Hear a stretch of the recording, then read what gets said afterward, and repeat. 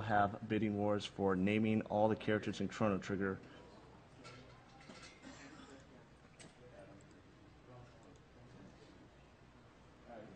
And as always, everything donated goes straight to Prevent Cancer Foundation. None of the money goes to SDA or SRL. It goes straight immediately to Prevent Cancer's Foundation.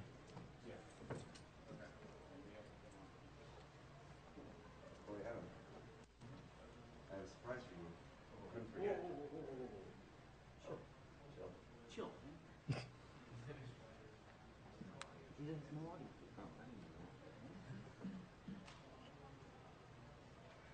Microphone audio or just no audio from the PC? Ah, okay.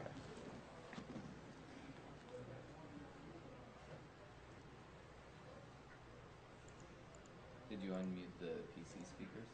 Did that help any? I could check actually. Did that help So any? I definitely muted them. Still static? That might be it. Probably the HDMI cable. Hang on, it's trivial. It's pretty good. PC speakers muted. Let's check this.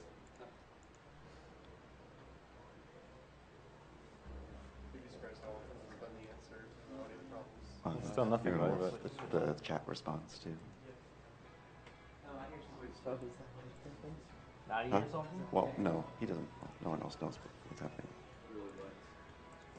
oh, there we go. I'm just gonna sit. Turn it up.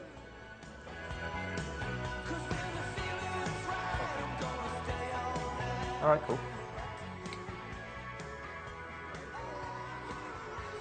Testing. I've got microphone number. What is this? 4 or something. Microphone 4. Hopefully there isn't too much of an echo from the speakers.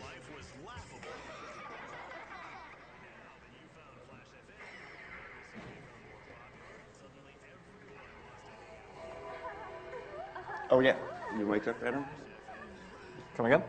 So your mic's. I'm Mike now. Hang on. All right. Well, I have a surprise for you.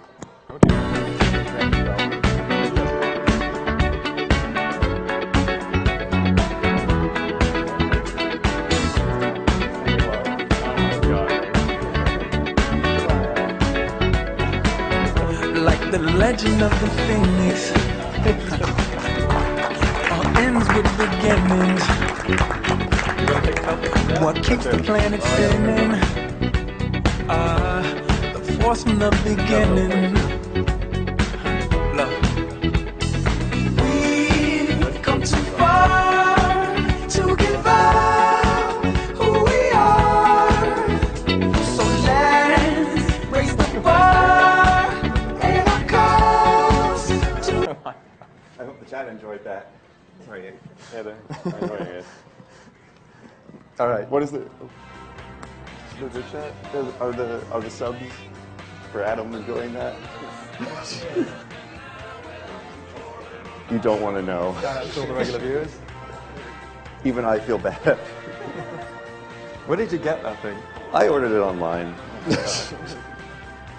I had to pretend for a long time I couldn't afford it. Anyone want to put it? Let me know when you're ready, by the way.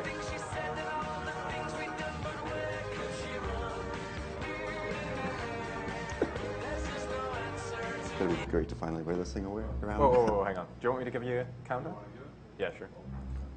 All right, It was like 3 let's people go here with that knew what 3, it was 2, before I 1, told Maddie about now. the setup and the song. All right, so this is Vice City All Missions. I It's poked my head out of a the category gun that's for kind one of in freaking second between and they 80% shoveled and shit 100%. in my face. Go get some Originally, it speed. kind of started off as a What are practice you gonna category do? for 100%. I'll drop by your office tomorrow and we but can then we start sorting discovered this that it's mess actually out. fun, and well, I stuck around with it. I decided to do some more runs of it. The category is defined by, well, obviously just doing all missions. There is no in-game counter that tells you how many missions you've done or how many missions the game actually has. So what we do is just we complete everything that changes the name of the save file, which might sound a bit arbitrary, but that's actually the same way it works in the other GTA games as well. An early arrival at this hotel here at the very start of this game is actually quite important because it's going to let me do a kind of fancy trick later on. Unfortunately, my car despawned, but there's still plenty of cars on the road around here. The primary difficulty, I guess, in running all missions or in routing all missions is just figuring out how to stitch all the missions together so that you have enough money and so that you can take all these phone calls at the correct time, because there's going to be a lot of phone calls we have to go through. I'm going to punch off this door. This is a horrible car, by the way. I normally don't actually lose the first one. What's the fastest car in the game? The fastest car in the game would be the Infernus. It's got the highest top speed at least, but it doesn't have that great handling, so I actually don't really like using it. Practically speaking, I would say that the fastest car is probably the Speedrun, which is a slightly lower top speed, but it has better acceleration and it handles a lot better. Okay. What's the slowest car in the game? Slowest car? Oh, there's a whole bunch of slowest cars. There's like a dump truck. There's a baggage claim car. Oh yeah, that's pretty bad. That one's pretty horrible. Perennial. There's a whole bunch of really bad cars. The one I'm driving right now is actually pretty bad as well. But you know, lost my first car, so I just have to live with it. I'm gonna be able to switch over to an Infernus now, though. This run is actually pretty glitch-free. It's mainly just figuring out kind of, well, how should I put it, kind of cheesy strategies to get through missions quickly sometimes. It'll become pretty obvious later on. The first couple of missions are a bit trivial. It's just, you know, drive from A to B. It's the typical tutorial missions, so they're pretty short as well. Contrary to, for instance, Grand Theft Auto 3, the missions in this game hardly give you any money. So you get like $100 from doing a mission, which is nowhere nearly enough to buy, let's say, a $120,000 asset later on. So what I'll be doing shortly after this next mission is something called Cone Crazy, which is actually not a mission. It's technically not necessary to do it in the run, but it's way faster than most alternatives. And Andy said you have to spend a lot more time in it, I believe. Is that correct? What do you mean spend a lot more time? Or you still have to do, you spend the same amount of time grinding it? Yeah, you have to do the same amount of time. You have to spend the same amount of time grinding it, but I'll explain it in a second. Right now I'm going to meet one of the main characters in the game, Lance Vance. He's going to show up after the next cutscene. Basically the story of this game is that you're a criminal who's been in prison for 15 years and he got out, and, well, that's cool traffic. You've been in prison for 15 years, just got out, and your family sent you over to the city to complete some kind of drug deal. Turns out that the other party wasn't that interested in completing the drug deal honorably, and they tried to kill you. They stole the money that was supposed to be used to buy some kind of drugs, and now your task is to figure out who actually stole that money, why they did it, and to get your revenge. But that's only half of the game, because once you've done that, you can kind of build up your own empire in this city. It's a bit like Scarface, I guess, but you become The criminal boss. Yeah, exactly. You become this mafia lord or something. You'll see me driving around with reverse camera quite often, actually, because it prevents cars from spawning in front of me.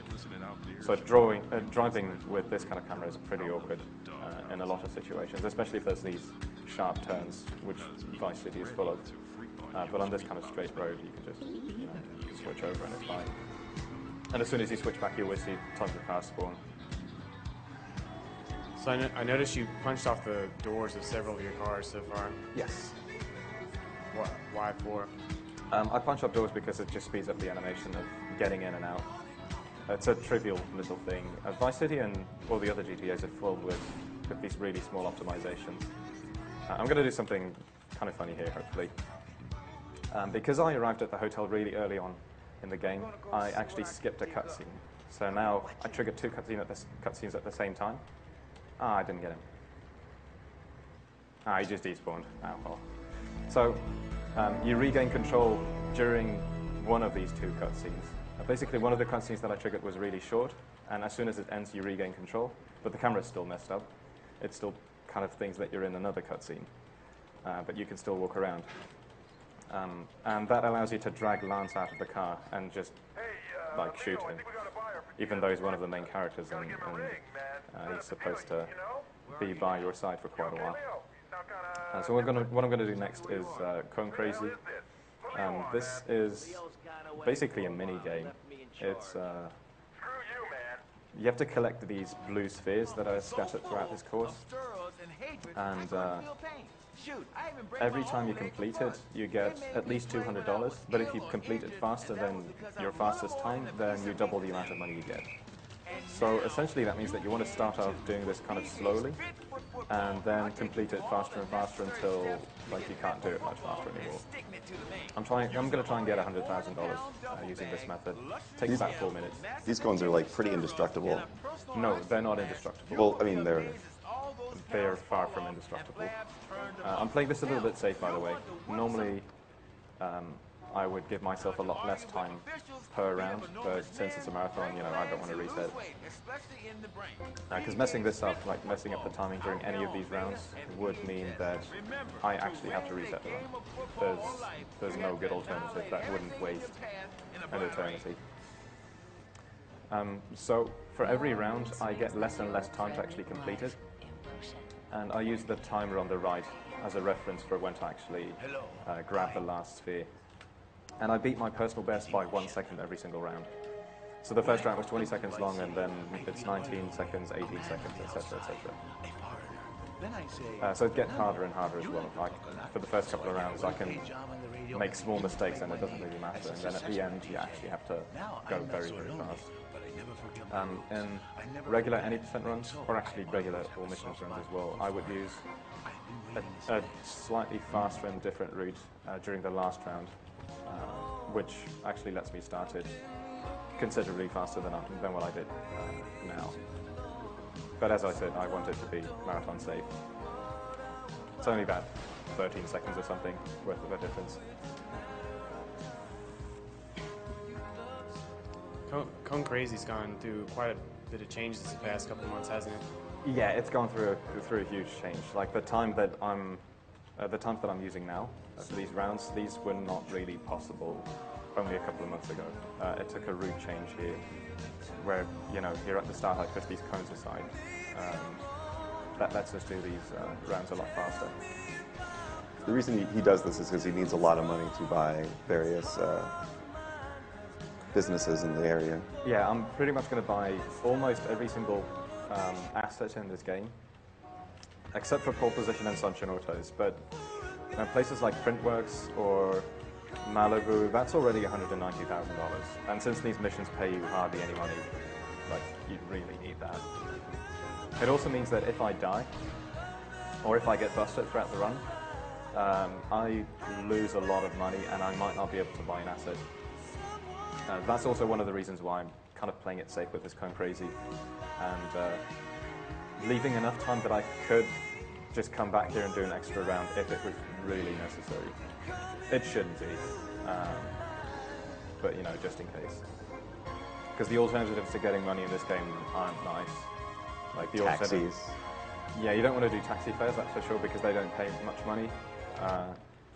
You could try and do the firefighter missions, maybe, but that's still incredibly long. You could try the stadium events. There's one that can pay you $50,000 in a couple of minutes, but that's actually quite difficult. Yeah, and unfortunately, sometimes the physics are a bit wonky, and when you think that you're going to be just kind of glued to the ground, the car bounces around a bit weirdly and you break a cone. These cones break incredibly easily.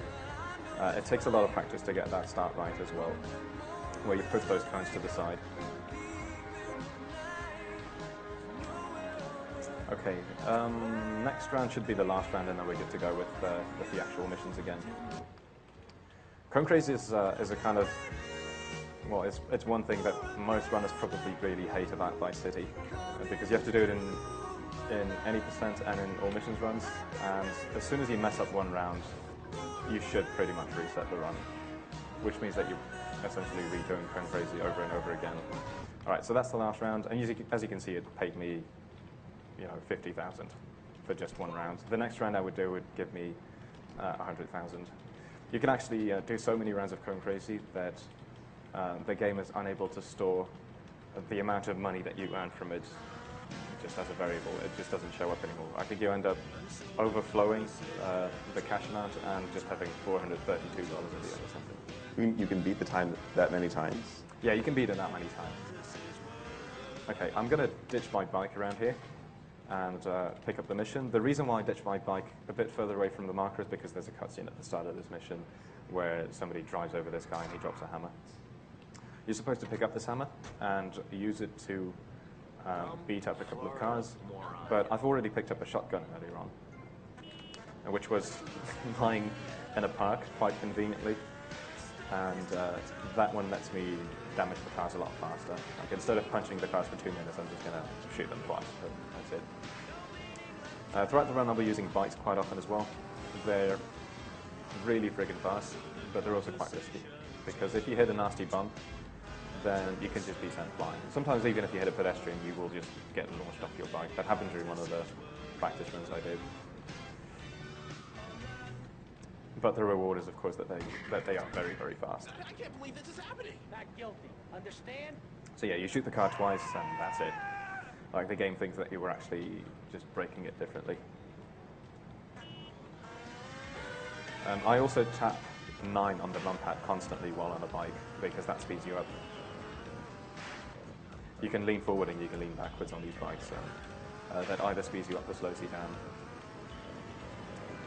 Vice City unfortunately suffers from having a lot of kind of angry AI drivers, so it's almost inevitable that a couple of times throughout this run I will just crash into random cars, because they're a bit hard to avoid. I shoot this car 3 times, just for safety. 2 times is enough, but I want to make sure that he's actually like scared off by that the car is actually damaged enough.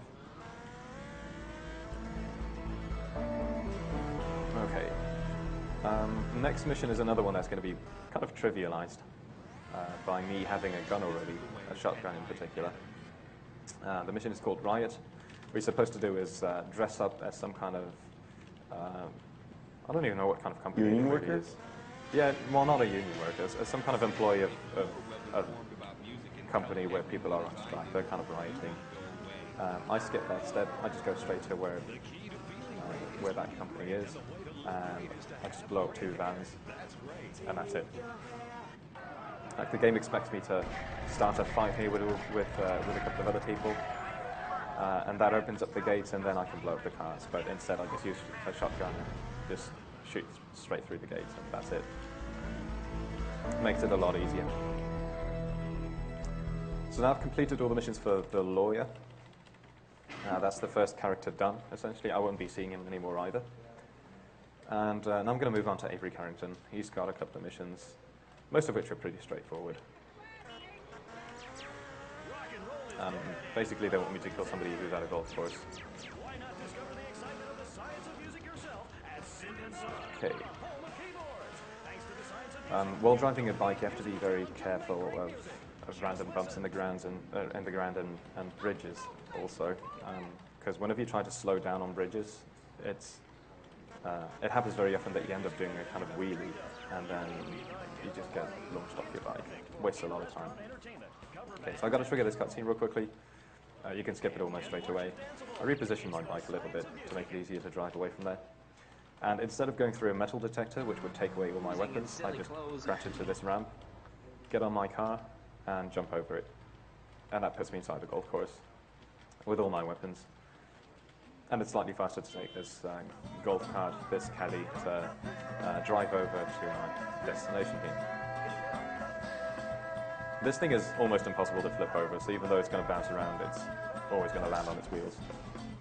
Okay, well, that's kind of extreme bouncing, which put me a little bit off course.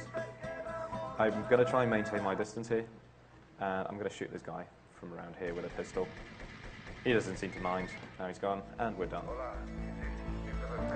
As I mentioned earlier on, there's a lot of phone calls I have to sit through, and the reason why these phone calls are necessary is because they progress the story and they unlock certain missions and certain characters. I've figured out the most efficient spots to take these phone calls. Sometimes it might not seem efficient at all because some phone calls just don't fit in that well. But these are the best locations that we found. Because I'm running here anyways, for instance, so I mean, why not take a phone call as well, since I'm walking? To get out of this place without using the metal detector, I once again just use the ramp, get back on my bike, if he actually wants to. There we go.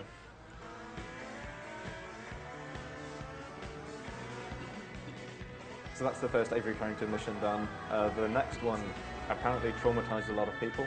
It's one of these toy helicopter missions where you have to drop off 4 explosives inside a building to blow it up. Oh, look at that pistol driver.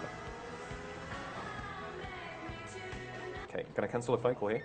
You can cancel phone calls by starting the animation of entering a car or getting on top of a bike. And then you can cancel that animation again. So basically, it costs like not even half a second to cancel a phone call. And cancelling a phone call simply means that I have to take it later on. I'm simply not taking it now. All right, so just got to get inside this van, and now we fly around for about 3 minutes, I guess. A bit less than that, actually, to blow up this building. Fortunately, this helicopter has radio as well. It's a little bit faster to fly diagonally in this game. It's also really awkward because you can't really see in front of you properly. But I'm going to try and do it as much as possible. And sometimes you drop the bomb and it doesn't actually drop the bomb. I don't know why. It's a mystery to me. But yeah, that's bomb number 1. There's a whole bunch of workers inside this building who try to, break my helicopter so that I don't actually drop all the bombs. But most of them, they might get 1 or 2 hits in or something, but nothing more. I've never really understood why this mission was so difficult. I'm guessing that the PS2 controls were really bad for it or something. But on PC, I'm just playing with WASD and numpad and it's working perfectly fine. Okay. So 4 explosives in total. I do the first 2 floors first, and then I'm going to move on to the 4th floor next, because it actually takes longer to go and drop off the 3rd explosive on the 3rd floor, and then go all the way back, than it is to go all the way up and drop off that explosive. It's a tiny difference, but might as well try and save that time. GTA speedruns in general are quite full of very small optimizations that might not be apparent unless you actually run the game yourself as well. Stuff like breaking off the door, or well, what else is there really? Just taking turns very efficiently. Cutting corners and such. Exactly, cutting corners. Like knowing exactly, precisely what speed is right for each corner. It's a very, very random game. This category is probably the least random, I would say, because it doesn't rely that much on having good car luck for something like Sunshine Autos, or having good taxi fares like you would need in 100% runs. But it's still pretty random. You can get unlucky with traffic in general. Police is a huge factor. If you get busted during the run, it's not GG. I mean, unless you're going for a record run or something, it's not GG, but it does cost a lot of time. You have to regain all your weapons and such. So it's usually best to try and avoid getting busted. Okay, got the last bomb. Hitboxes for these supporting pillars are a bit messed up, so I tend to fly all the way around them.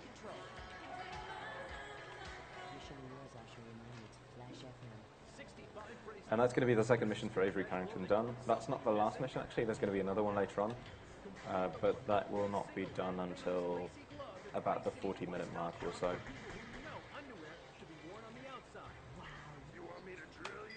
This is actually a very nice time for this mission. It's only a couple of seconds below the optimum, and that was mainly because of the start being a little bit sloppy. It's a tedious mission because the RC plane doesn't really fly that fast. Yeah. So I'm done with Avery for now. So that's essentially two characters done. I'm going to move on to Cortez now. And I'll also be throwing in some phone booth missions, because there's some mysterious guy who calls you up a couple of times throughout the run, and he just wants you to do missions for him.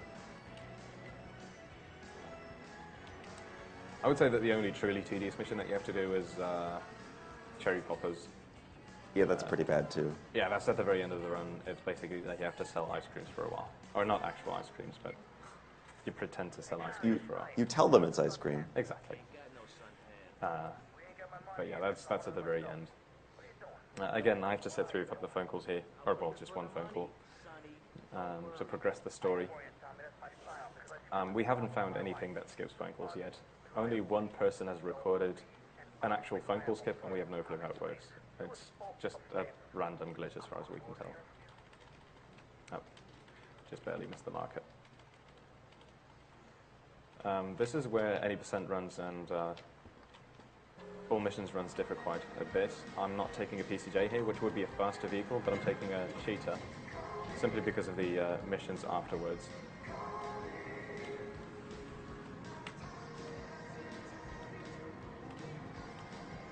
Treacherous Swine is a mission where I have to kill a guy called Gonzalez for, I actually don't even know what reason anymore.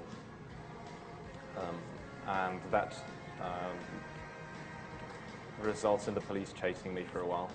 But I know the exact locations of most cop drives in this entire game, so basically I just grab 2 cop drives and then I'm done with the mission already. Don't have to bother with the paint spray as the game suggests. Again, it's a little bit like a tutorial mission since it introduces the concept of a paint spray, but I'm just skipping that because it's faster this way.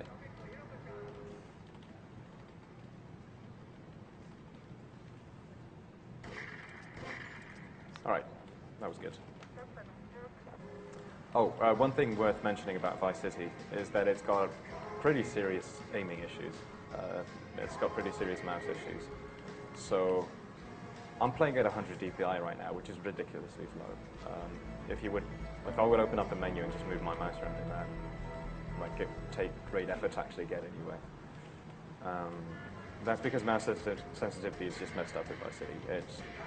It's extremely sensitive, and it's also very choppy. There's a couple of spots where I have to do pretty precise shots, and I might miss those simply because, it kind of jumps over my actual target. But we'll see how that goes later on. Okay, so that was the first phone booth mission.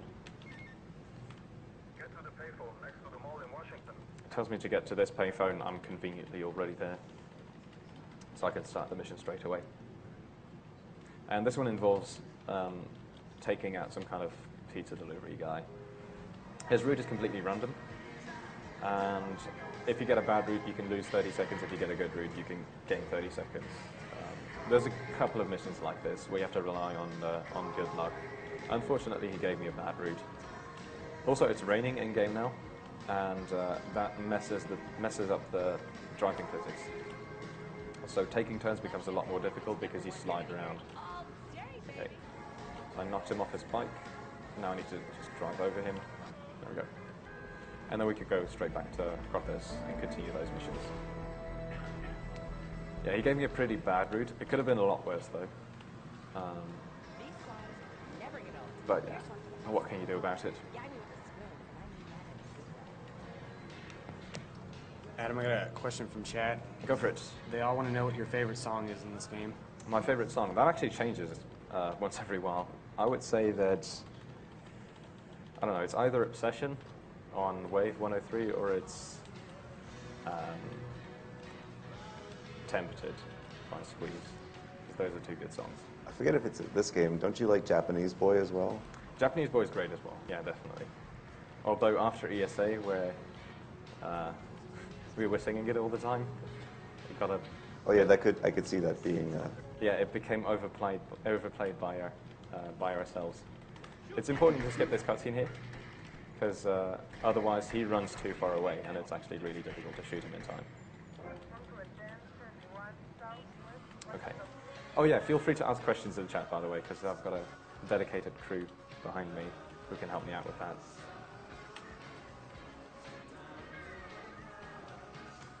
This game allows you to do zips in a couple of spots. I just drove past one of those spots where you can do it. If you crash your bike into a wall at a specific angle and at a specific speed, it's actually possible to just clip inside of it and then you teleport 2 blocks away. We haven't found any use for those kinds of zips yet, but there will actually be one zip in this game. One of the very few 3D games with a zip, I would guess. My solution is easy. I'm gonna talk There's a lot of ways to break the game that are very not helpful. Yeah, but this game has a couple of issues that, and those are not very helpful. For instance, I have to play at 30 FPS. But you have to play with the frame limiter on. If you play without the frame limiter on, you can't use boats, you can't reverse cars. The game will crash all the time, and what else is there? I could show it off at the end, maybe. It's pretty funny to see what it Yeah. changes. You can basically run into cars and they just flip over, like as soon as you touch them. Okay, so Lance is already back here. Several people have asked if you'll marry them. Yes, all of you. I love you, Adam. Love you too. All right, again, I'm trying to drive with the reverse camera. This is an awkward spot to do this because of all the lampposts. I occasionally kind of switch back real briefly. Okay, we should be good now. Yeah, I'd rather deal with the awkwardness of the reverse camera than random traffic. What did I do? So awkward these days. Anyway. The mission I've just started now is a bit of an auto-scroller, you could kind of say, because I have to wait for specific cars and specific enemies to spawn. And once I've taken out the first wave, 2 guys on a bike show up, and I have to chase them. But instead of chasing them, I'm going to try and shoot them off their bike, which is a precision shot, and as I've explained, since the mouse controls are a bit dodgy in Vice City, that doesn't always work out. Okay, I'll pick up some health here, just because, 9 extra health, why not? I know exactly where these guys are going to spawn, so I can just line up my shots and get 2 headshots easily. Someone asked if you're going to show off the Scarface Easter egg. Oh, that's fun. The what? The Scarface Easter egg? Starface Easter egg. Scarface. I have no idea. Well, there's a certain sure which one that is hotel or referring to. something that the shower scene. Probably not. I guess I'm not going to show that one off. There's a couple of other things I will show off, though. For instance, right after this mission, I'm going to do an interesting glitch. Hopefully I'll get it on the first try, but it's something worth showing off, I think. Are you more of a fan of All Missions GTA 3 or All Missions this? I've done this one more than All Missions GTA 3, but both are very much fun. I would say that GTA 3 is probably more fun, just because I like the game more in general. Okay, so here are the biker guys. One of them is going to be shot by just a scripted event, and the other one has a suitcase with money. I'm supposed to chase him on the bike, which can be dropped there over there. I'm going to just run over here and try and shoot him down. Got him. Nice.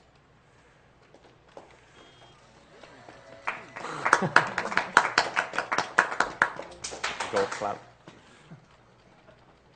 Alright, and I'm going to be using a lot of SMG ammo throughout this run, so I pick up this gun as well. It gives me 728 in total. Let's see what my time is anyways. I'm running my hobo version of W-Split on my phone. Have you played GTA 5 yet, Adam? No, I've not. I don't even have the hardware that can play GTA 5. Okay, so I purposefully took this bike because it will. Oh god, what a horrible sign! I will try and do an interesting glitch here.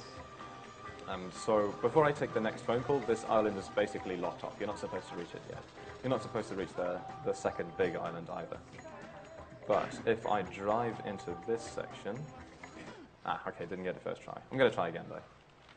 If I drive into this gate here and jump off at the last second, like right before I'm supposed to be knocked off, something interesting will happen. There's a tiny little chance that I will softlock the game, but it didn't happen. So suddenly we've just teleported over here, past the gate.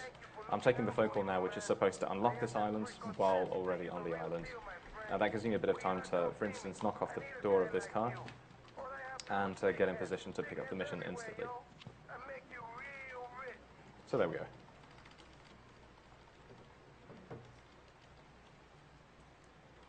Okay. This mission, it might seem like I'm actually using a glitch during it to speed it up a lot, but I wouldn't call it a glitch, it's just a bit of an exploit of the various game mechanics. This mission is all about chasing some thief down and figuring out where his hideout is. I already know where his hideout is because I've played this game a couple of times before. And I'm actually going to drive him to his hideout rather than chasing him, which means that I won't be shot, I won't be losing tons of health, and it's just a lot faster because I'm a better driver than he is. I think I'm going to get rain soon though, from what I remember. Weather patterns are completely fixed in these GTA games. Oh yeah, one thing I forgot to mention earlier on is that I'm using something called Infinite Sprint, which obviously means that I can just sprint indefinitely. The way to get it is to tap the sprint button instead of just holding it. That's quite literally it. So technically, I don't think you're supposed to catch up to this guy. If I would bump into him over there, he would fall off the roof and start running into the wall, and eventually clip out of bounds maybe. It would not really soft lock the game, but I wouldn't be able to complete this mission. I would have to retry it. I would have to shoot the guy. So here's what I do. I just drag him out of his vehicle, the driver, then I block off the door. Well, there is no real door, I guess, but I block it off, then I drive off, and now he's my passenger. So instead of me chasing him and him shooting me all the time, I just drive him straight to his hideout. Unfortunately, one of the guys shot my tyre, but that doesn't matter too much anyways. I've had this happen plenty of times, so I'm used to driving with really horrendous handling in this vehicle. And I somehow got 2 wanted stars. I'm not really sure how. Anyway, that's that mission done. I'm going to do another phone booth mission next. Waste the Wife, it's called. It's another pretty random mission. The car I've taken is decent for that mission. It's not great though. I will try and steal a SWAT van on the way to that mission. Hopefully it'll be unlocked. It's quite likely that it will be locked and I won't be able to take it. During the practice runs I've done here on site, it was unlocked every single time. So I'm half expecting Marathon luck to kick in now and not get it. I'll take the phone call as well right now. Someone asked, how many times have you beaten this game? How many times have I beaten this game? That's a good question. I've no clue. Hundreds of times, probably. Although, I tend to reset before I beat the game. So maybe it's not even that much. But I've played it for a lot of hours. Okay. So I got the SWAT van, luckily enough. That's 5 times in a row that I've gotten it now, which is insane, because I normally never got it.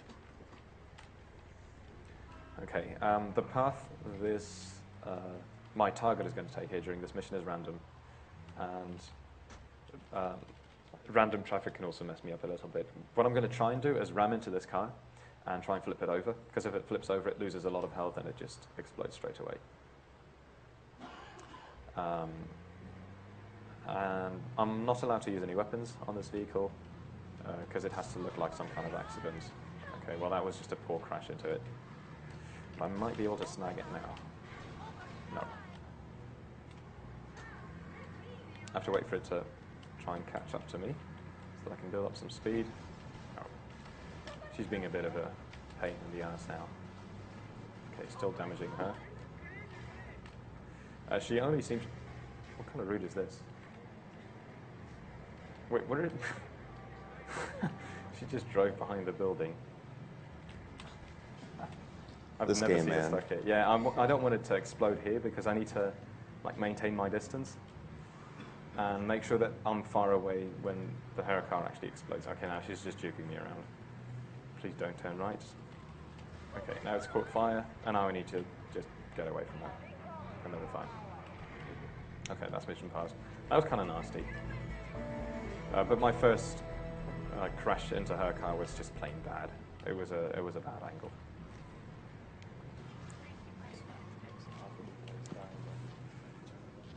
I'll be ditching this SWAT van as quickly as possible. It's kind of useless. It's only useful for this mission because it gives you a higher chance of actually flipping over the car.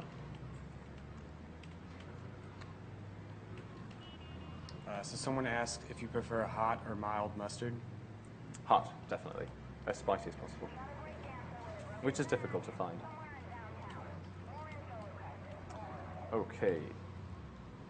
Next up is going to be a nice example of awesome physics in GTA, where you get launched up in the air by a tiny little bump. Also, you can exit cars instantly when they flip over. Sometimes. This mission is kind of an auto-scroller, but you can speed it up. You just have to fly around a couple of buildings and shoot everybody down. And the faster I shoot them down, the faster Lance decides to fly on. For the first, 30 seconds, there isn't anything I can do to speed it up. I can just entertain myself by shooting stuff, I guess. Or looking at how some random guy jumps off this bridge for whatever reason. So someone asked, was your favorite game to speedrun? If this is my favorite game to speedrun, No, just in general, what your favorite game to speedrun? I don't know. Not that long ago, I probably would have said GTA 3, but I'm kind of burnt out on GTAs nowadays. So I'm not really sure. Probably Amnesia, actually. Amnesia the Dark Descent. Doing casual runs of that game is just so much fun. Because it's insanely broken. Okay. What do you feel about the San Andreas community, or the runs of that? Come again? The San Andreas runs. Have you seen San Andreas runs? I've seen a lot of San Andreas runs, yeah. I like watching San Andreas. I absolutely hate playing it. But it's a cool run. And it's getting more and more optimized as well, so that makes it more fun to watch. Yeah, as I mentioned earlier on, the aiming in this game is kind of dodgy. That makes this mission a bit of a pain as well. I believe that again, it's a bit of a mission. It's a kind of mission that people are a bit traumatized over because they played it on PS2, and PS2 aiming has to be even worse than PC aiming in this mission. So speaking of Amnesia, is this one of the first marathons you've done in a while where you haven't played Amnesia in it? Yeah, actually, it's the first marathon where I haven't played Amnesia, I guess. Although at SGDQ I didn't plan on playing Amnesia. It's just that everybody else couldn't play. Okay, I got all 3 kills at the end there. That's very good. It speeds up the cutscene, the one that you just saw pop up for a split second, and Lance actually ditches me from his helicopter straight away. If I would have taken 2 or 3 seconds longer to kill those guys, I would have had to wait for a while before Lance would actually drop me out of his helicopter. And at the end, I just ignore the enemies because you can run straight past them. Take a little bit of damage, but that doesn't matter too much. Okay, so that's that mission done. Next up, I'm going to steal the fastest boat in the city, which is surprisingly easy. It's somewhat heavily guarded, but I just ignore all the guards. I'm going to try and take a shortcut over here, jump over this wall. Let's see if we can get it. Yep, got it. You can sometimes get that trick and then just fly straight into some traffic, and then your car flips over and you lose a lot of time from it, but I got lucky this time.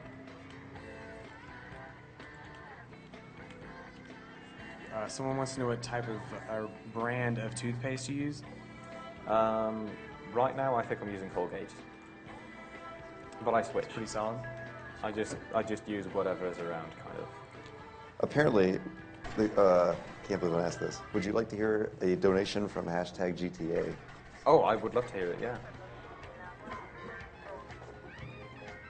Shout outs to everybody from the GTA RC channel, all my fellow runners.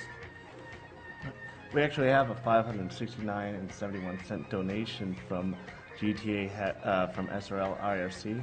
Nice. Hey Adam, we thought that besides all this nickname spam, we do something good and donate towards a good cause. Also, stop building a navy.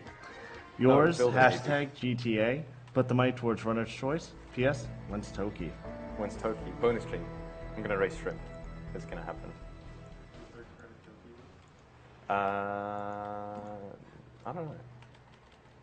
We've got 2 for sure. I actually got a 3rd one, but that one's a bit dodgy. Mike might have another one. Oh yeah, something I'm doing here is the phone call glitch. You can actually sprint during phone calls. All you have to do is just pick up the phone call and then aim with the rifle. Switch to first-person mode, and that lets you sprint. Saves a lot of time in a couple of sections. Yeah, coming back to #GTA, shout outs to all the other runners who've spent a lot of time into put a lot of time into optimizing this game and other GTA games as well. It's kind of crazy that last year at AGDQ, GTA was just a kind of obscure game in speedrunning, and only Oasis and I ran it. And nowadays, there's like 60 runners hanging out in #GTA, which is kind How of many insane. other runners are there for Vice City? There's a ton of runners from Vice City, but people tend to switch around between 3 and Vice City, just like I did as well. If you get bored of Vice City, well, let's just grind out some GTA 3 any percent runs. Or the other way around.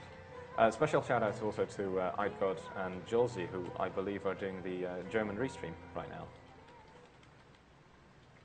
on twitch.tv/exe_de. And shout outs to some of the San Andreas crew, for instance, Josh Schmitz and Lots of S. And there's a lot of names I can't remember because it's big. Tyrion, Ultima Tyrion. Omega 07, Ning Kortek. There's a bunch of runners out there. Cool guys.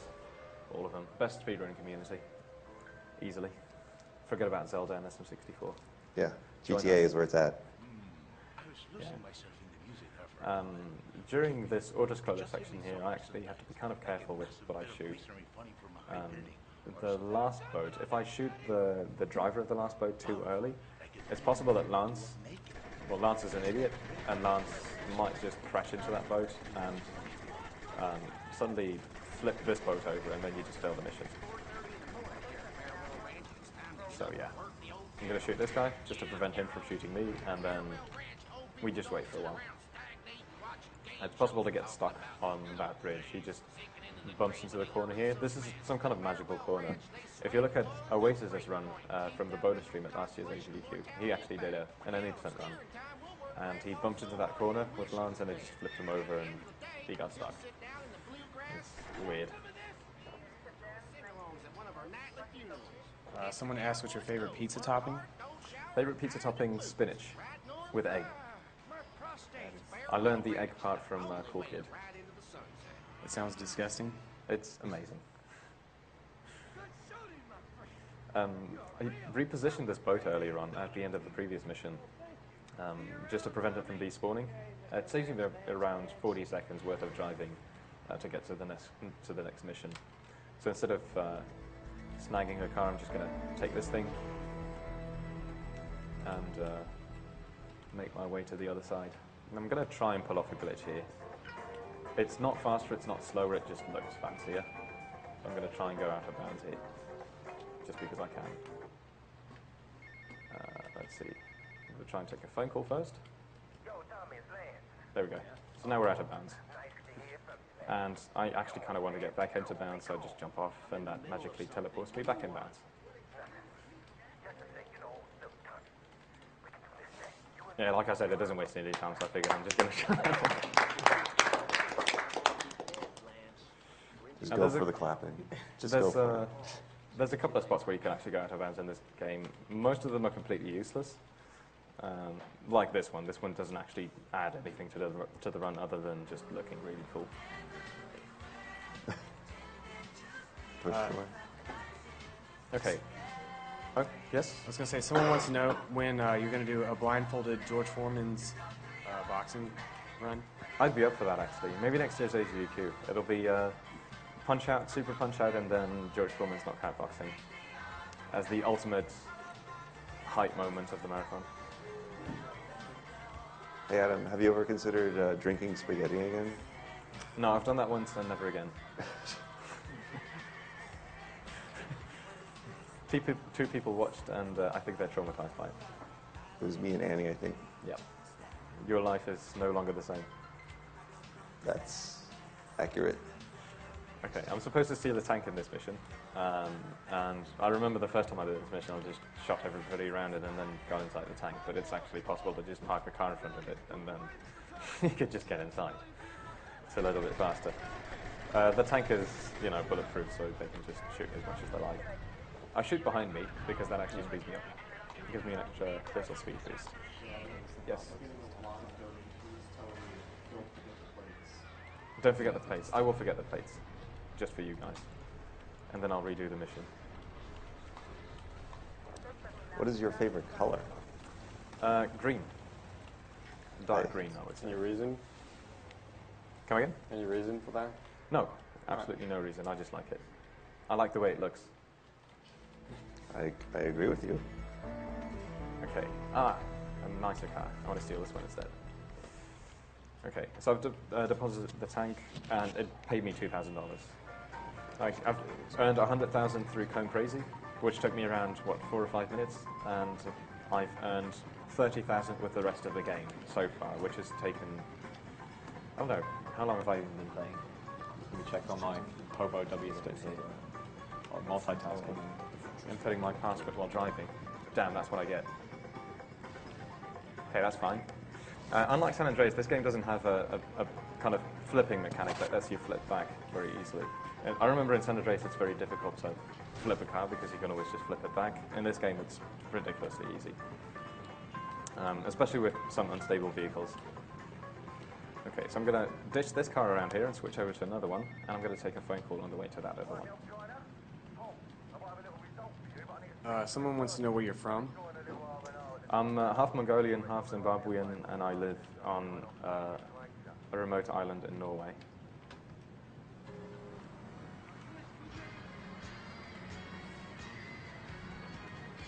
Okay. Let's see. Next mission is going to be 2-hit. That's a mission I completely trivialized. You're supposed to kind of storm into this funeral of some kind of gang member and kill off a bunch of people. But instead of doing that, I'm just going to find a spot where I can shoot them from a distance and take one specific guy out with one bullet and then just drive off. So rather than having a massacre, I try to be a bit of a pacifist, in a sense. The reason why I switched over to Cheetah is because there's quite a bit of driving here. I get to go back and forth from from one island to the other one.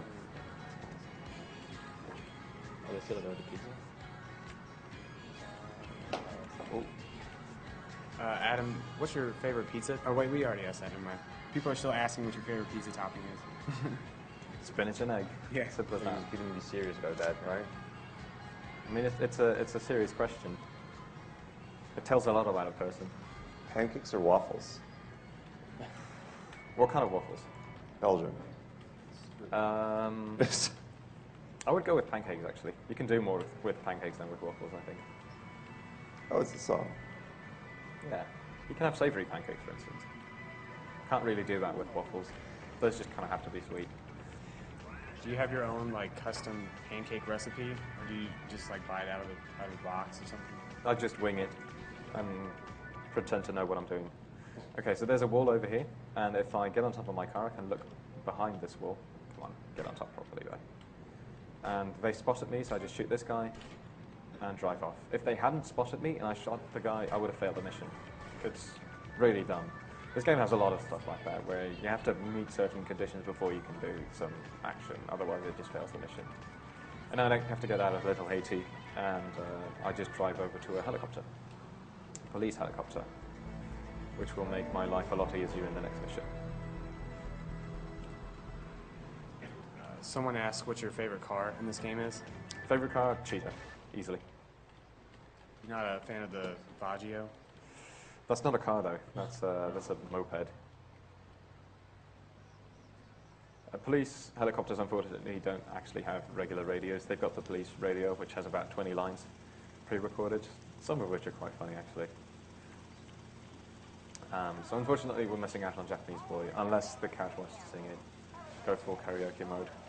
Yeah, they want that too. Chat kind of but from explored it. you, not from us. Yeah. Nah, I'll refrain from doing it some other time. If you want to see karaoke percent, you should look at the ESA run, where everybody sang along to everything happening in the run. Okay, I think there's one.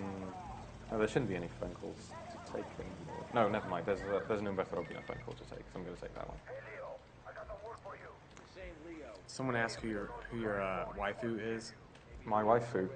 The people from SRG seem to think that it's some weeaboo girl, I guess. I don't know who that is though, so I wouldn't say that that's my waifu. I don't really have one. Do you have a favorite emoticon? Favorite If you want. emoticon? Kappa's really good. It's misused a lot nowadays, but Kappa's good.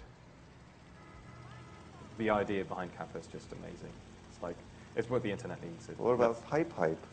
Pipe Hype's good as well. But still, I mean, how do you express sarcasm on the internet? You throw in a Kappa and suddenly everybody knows. So I'm supposed to rescue Lance here because once again Lance is screwed up and he's been captured and he's being tortured and he's about to be killed. What I do Now is. look at this field of kappas. I can't see anything. Do you have the Kappa meter installed? I wish I did, because this is intense. I've never seen chat go this fast with kappas. I have seen a lot of Pipe Hypes in there too, so. Frankesy's pretty good as well, though. Frankesy's been neglected a lot lately. Give me a Frankersy's second. probably my favorite. Anyways, I'm skipping a lot of combat here because I'm just killing 4 guys here at the end. And then I rescue Lance already. You have to kill those 4 guys, otherwise Lance just doesn't seem to get up. And now I'm going to fly out of there with the helicopter. That's what I'm waiting for.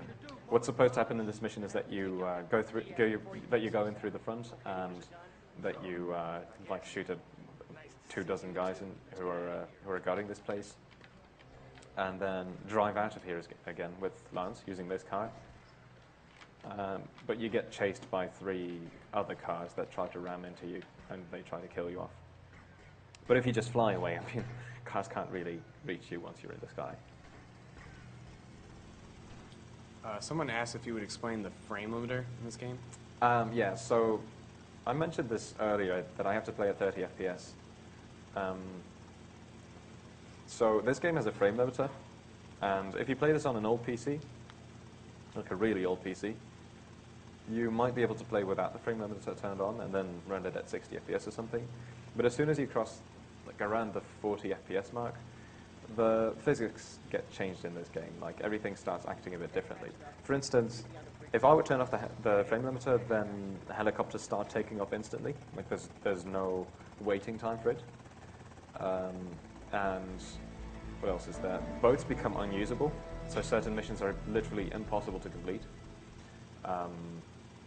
You can't drive in reverse in cars, because I don't know why. Oop, that's messy.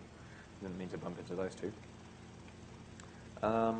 What else is there? The game crashes a lot. If you run into a car, it starts flipping over.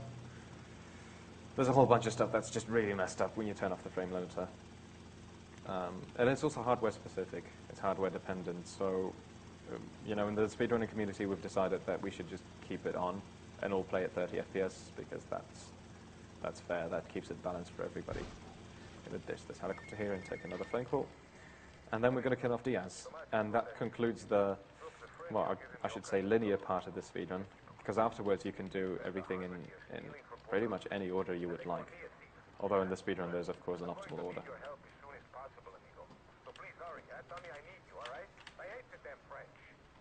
Okay. Is it in this one or the GTA 3 you actually turn the frame limiter off to like survive a fall? That's in neither one of these games. Oh.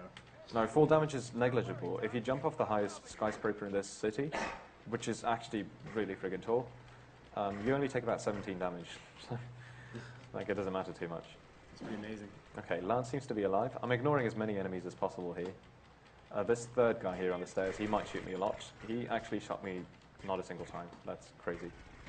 I do shoot these last 2 guys, because there's a cutscene here and I don't want them to shoot me during the cutscene or something, or kill Lance during the cutscene. I'm just going to ignore all the other enemies and kill off this guy. There we go. So that concludes the linear part. And now we're going to start buying assets, and we're going to start completing asset missions and such, until we've done all of them. Okay. So, first of all, I still actually have to do shakedown, which involves me going to a shopping centre and shooting a bunch of windows. This mission has a couple of weird things that I haven't been able to figure out. I'll explain that in just a second. Once again, rain physics are kicking in, which means that driving is a bit more difficult. I have to be more careful around turns. I have to usually take them a bit more slowly. Using the handbrake is also more risky because you can kind of slide out of control. In general, if you want to take a sharp turn, you just want to use the handbrake in this game. But there are exceptions.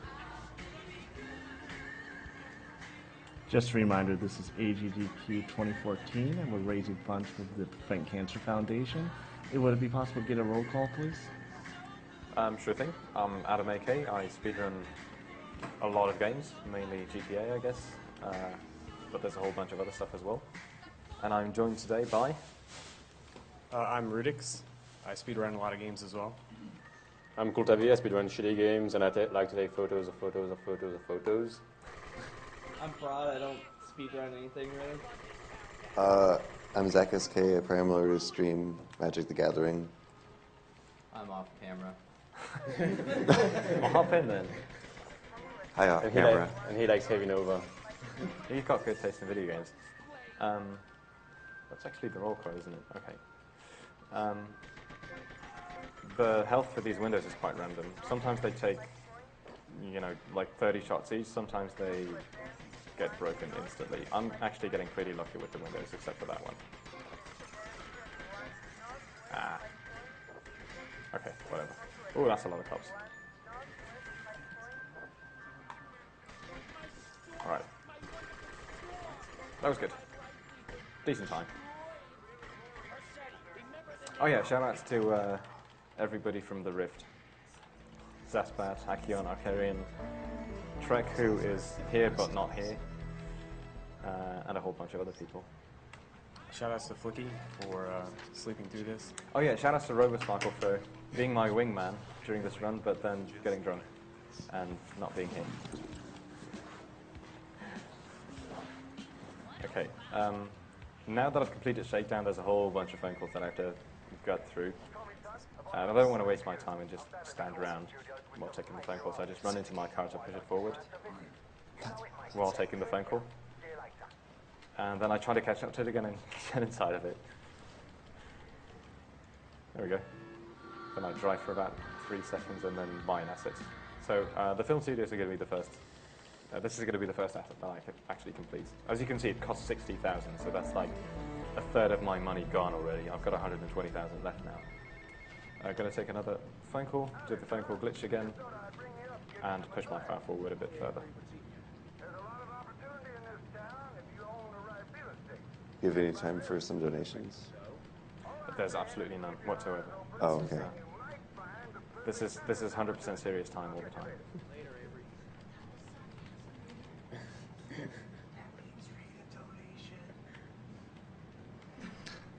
We have a $150 donation from Ashio. Hey all you guys, first time watching AGDQ and I'm loving it. Think what you guys are doing is awesome. Lost a very loving grandmother to brain cancer and my mom has beaten skin cancer in the past. Keep up the great work.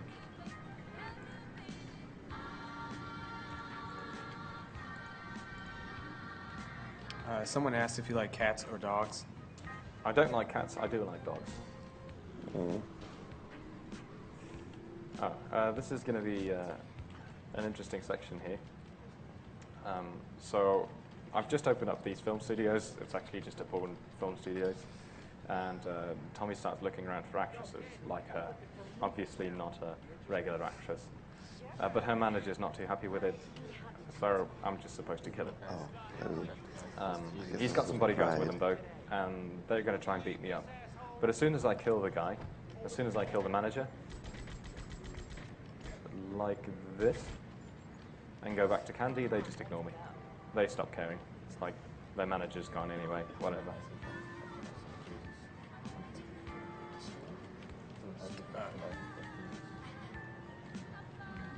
Someone would like to know when you're going to start singing. Sorry, come again? Someone would like to know when you're going to start singing. I'm going to start singing after this run is over. Once I'm off stream, off camera, and off everything. More specifically, they wanted to know when you were going to do karaoke. So, when they're going to do karaoke. I don't know. We'll see. You've been doing all the singing in Rock Band, right? Sorry? You've been doing all the singing in Rock Band? Totally. Also while not playing it. Pathfinding for the AI is messed up in this game, but I've discovered that if you just sprint out of that building, they magically manage to follow you. If you try and actually guide them out of the building, they get stuck everywhere. It's ridiculous. Here's another question, Adam. When is Marvel? When is Marvel? All the time. A better question would be, when is it not? During Melee? We have a $100 donation from Anonymous. Hey guys, I still got some money left. Here it is. More seriously, this is my last donation. I wanted to give as much money as I could because I feel concerned about fighting cancer. My grandmother died from it in 2012. But that will be all for me. Thanks again for your good work. Thank you. Could I get a quick time check, by the way? 101.29. All right.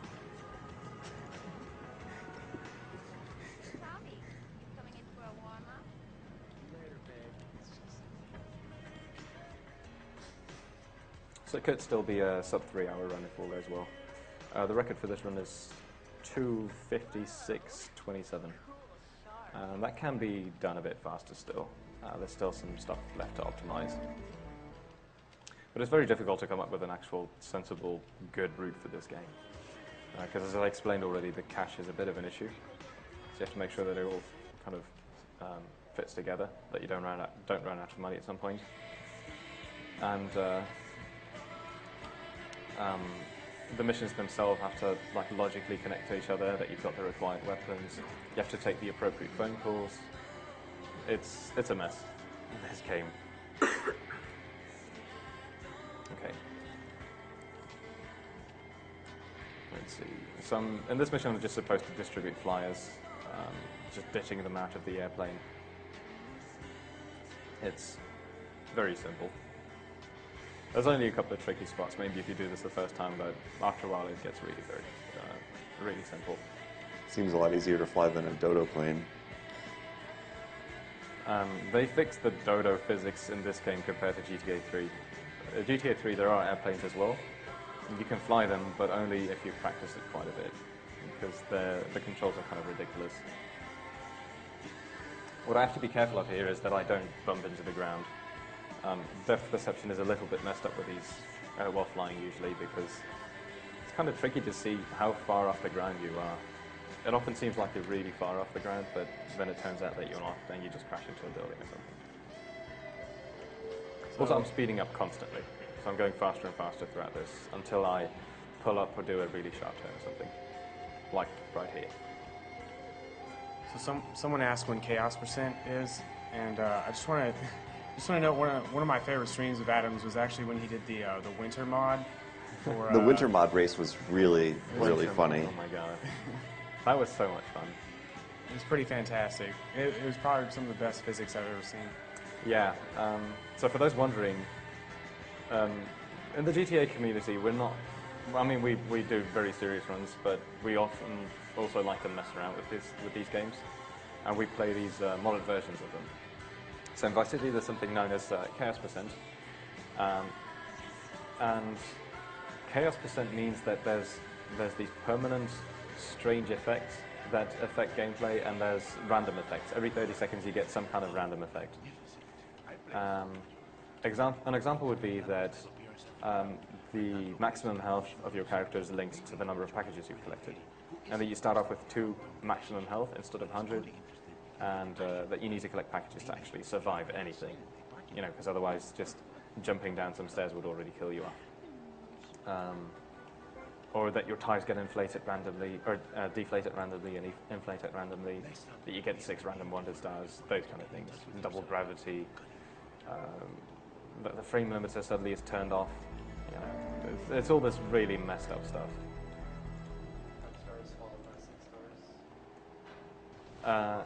That's happened to me before. I've also had a situation where I was doing a mission where you're supposed to get rid of all your wanted stars. I just got rid of them, or I was about to get rid of them, just hit a cop drive, and then I got 6 wanted stars, and I just used up all the cop drives, and it's like, what do you even do? There's the army following you. I picked up a package randomly there because I've got a bit of time to waste. I have to sit through this phone call. Normally I would have lost some health here, along with some armor, but I'm already at full health, so I could skip picking up the health. Just went for the armor. Yeah, go ahead. Someone asked what got you into speedrunning. What got me into speedrunning? I don't know. It just kind of happened randomly, I guess. I first started running Metroid Zero Mission because there was a time attack mode, and I found a couple of interesting tricks in there. You know, a couple of sequence breaks that you could do readily before Kraid and those kind of things. I also really liked doing Super Smash Bros. Break the Targets,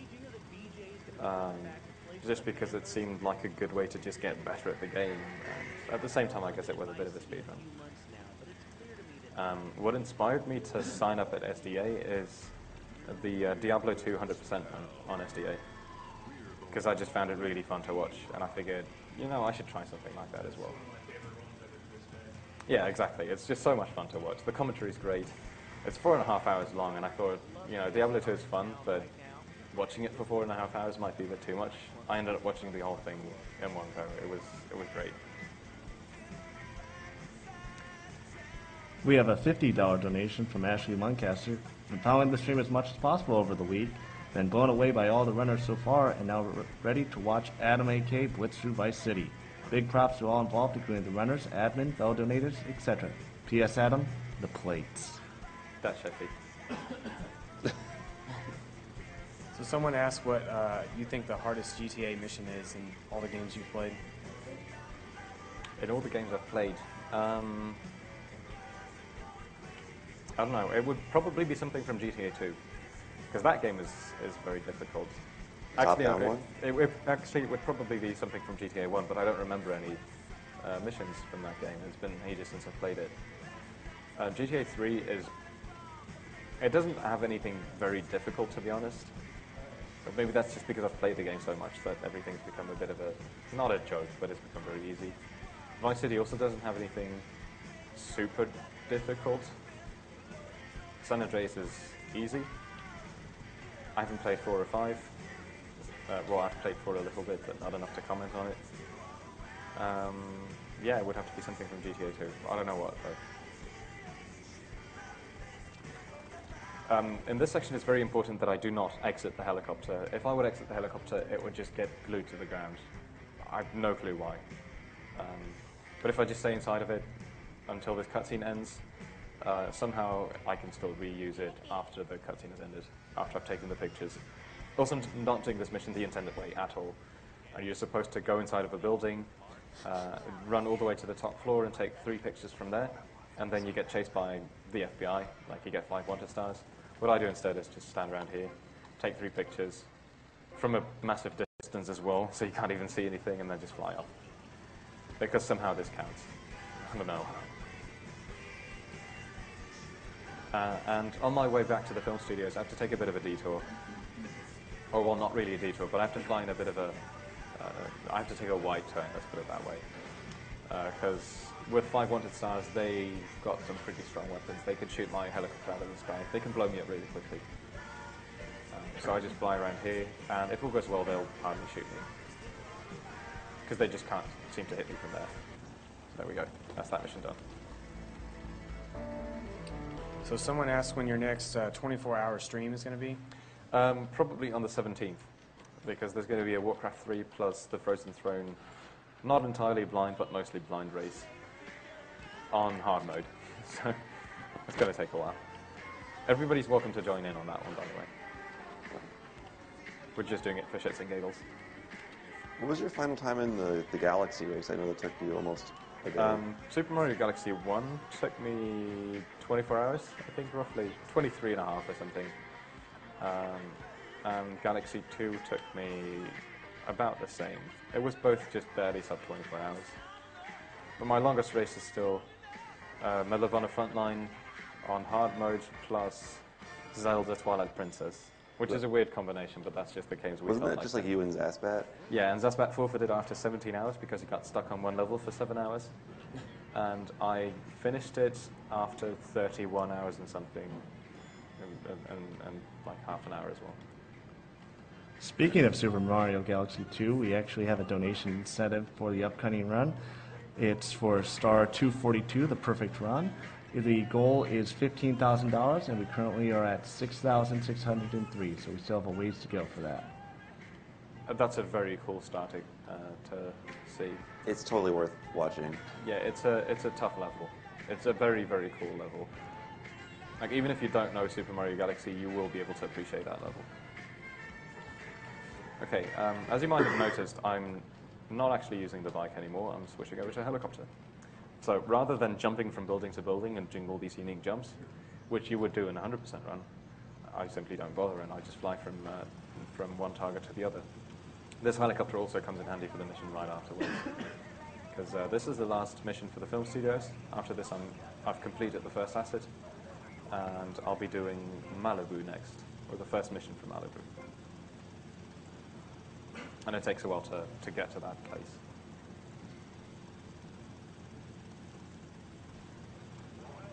So yeah, this makes it a whole lot faster and a whole lot easier as well, actually, because there's no risk of falling off the roof or something. Whereas with a bike, it's actually kind of tricky because you have to figure out just how fast you can go when trying to jump across a gap.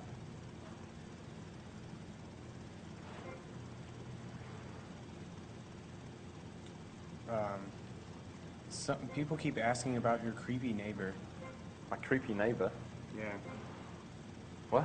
I have no idea, but a bunch of people keep asking about it. Well, I do have a creepy neighbor in real life. I'm not sure if they're referring to my real life creepy neighbor or if they're referring to donation reader or real him.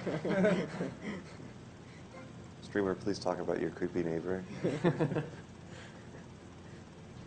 Nah, I'm not going to do that. I'm not going to shit talk somebody in real life like that. Someone would like to know if you would commentate in another language for a little while. I get asked that question a lot. I would kind of like to do it, but at the same time, it would be a bad idea because it alienates, 90% of the audience. So if I would suddenly switch to like Polish or Dutch or something, then well, the compromise would be would get it. a couple of things you could say about the game. Maybe later. People are asking what mission you prefer in the game. Sorry? People are asking what mission you prefer in that game.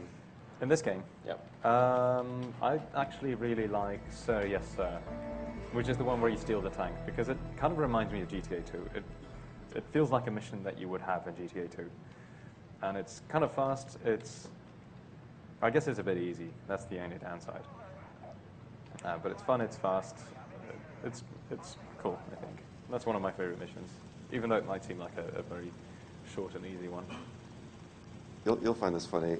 We keep getting a lot of troll questions about why you blow up Ryder at the beginning of the game. Why do I blow up Ryder's car? I blow up Ryder's car to skip a cutscene later on, right before I rob the pizza place.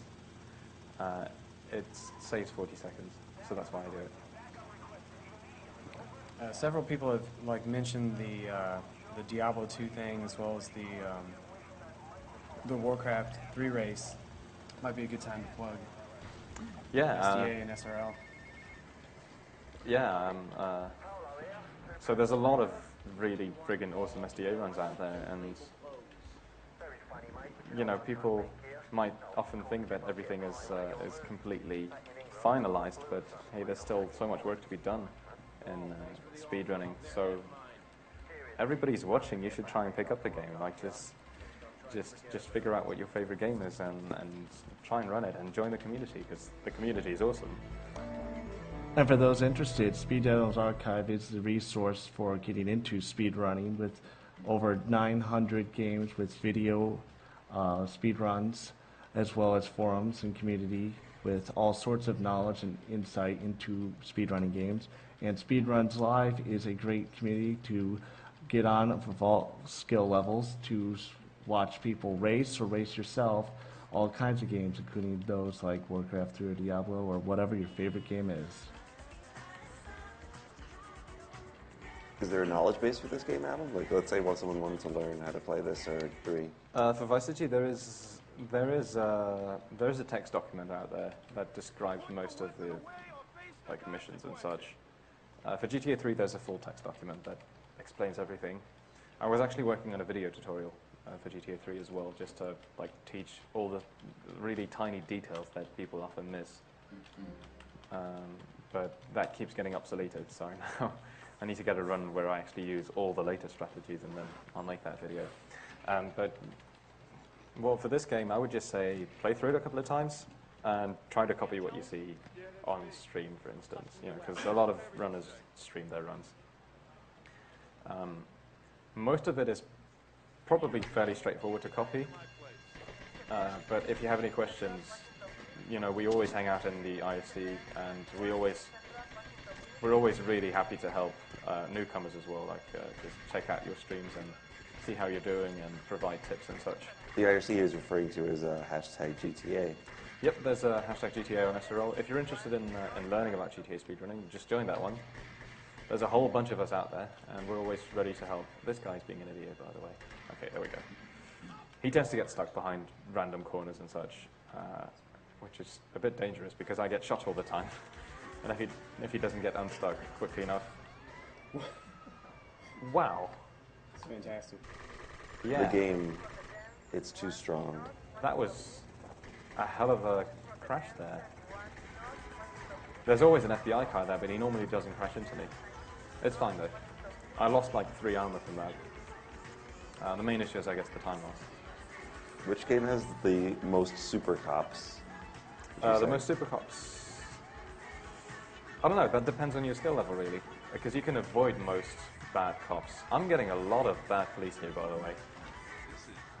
I'm hoping not to get it... Okay, I got 2 spike mats.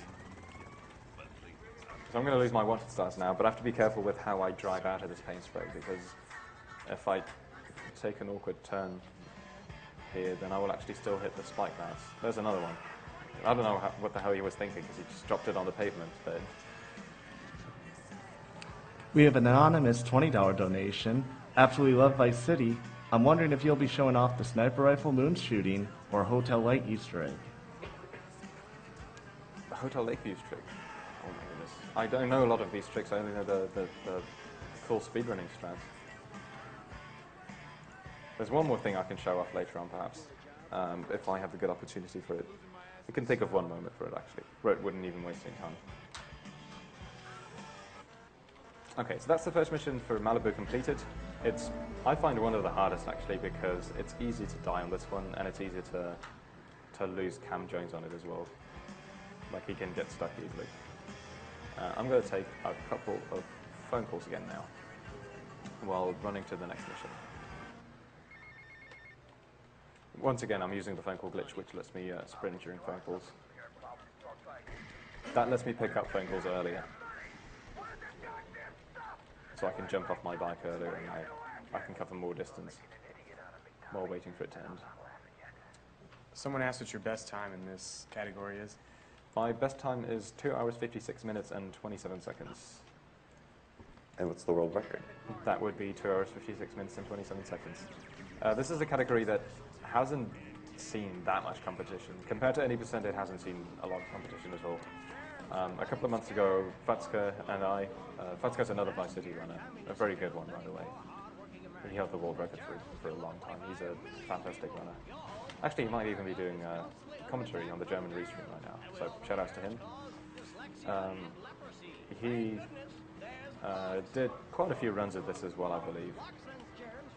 But other than that, it's mainly just kind of been me coming up with a route and trying to get better and better times.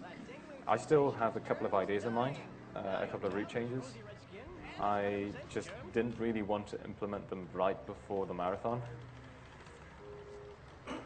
because I just wanted to memorize the current route and make sure that that I can like do this one properly rather than shake things around. But I believe that there's still a couple of minutes that can come off this run. With the current route, the 2:56 time is pretty optimal. There's not a lot of time that can come off there. But yeah, if you change a couple of things, it could be a little bit better, I think. I positioned my car in that specific spot, and if all goes well, I get stuck behind it. Didn't happen, unfortunately. The reason why I want to get stuck behind it is because it reduces the walking distance back to the car during the cutscene. And now we just kill off these two guys with a drive-by, and then we're done with this mission. There we go. Next mission I'm going to do is one called Autoside, where I have to drive around town and find specific targets to assassinate.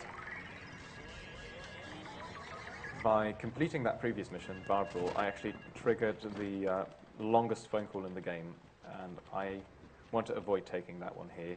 There's going to be a better spot for it later on. Actually, I'm just going to run over. There's a PCJ parked over here, and I'll be using this PCJ for the mission anyways. I just pick up a sniper rifle, and then we can drive off. Some people are asking how you're able to move so fast. I seem like while running. Yeah, that's kind of weird actually. I often get this question. People often think that this game has been modded somehow, or that it's not the vanilla version.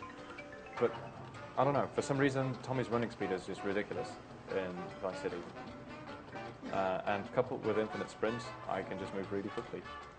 Like sometimes it's faster just to run than to take a car, which is kind of crazy. And what exactly is the infinite sprint?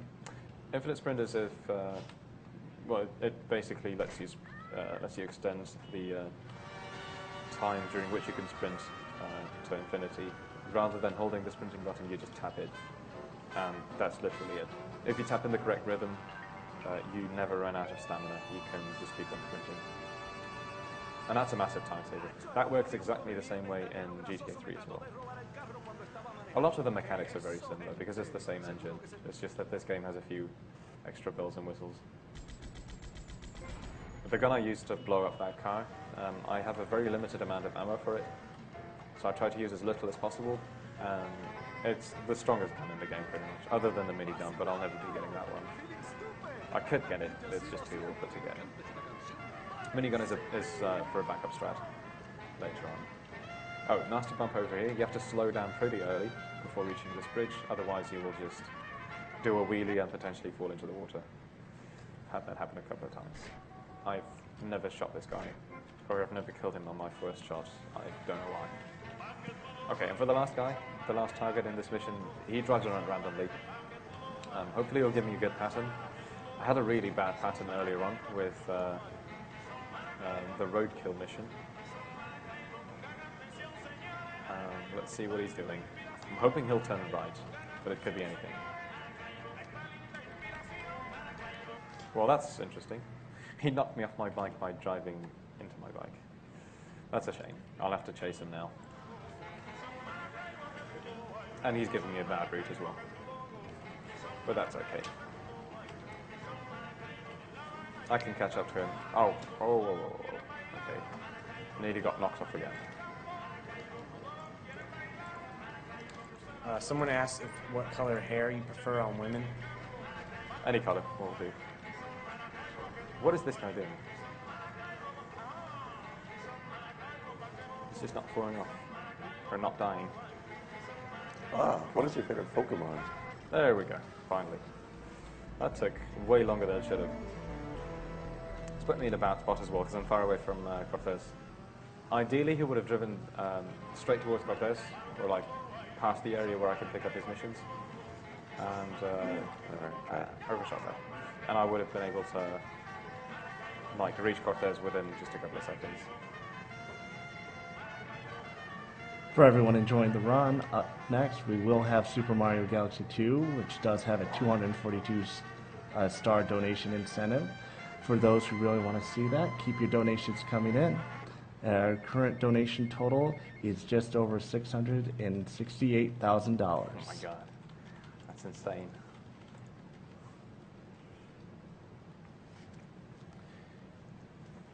This mission is a bit of an auto-scroller mission.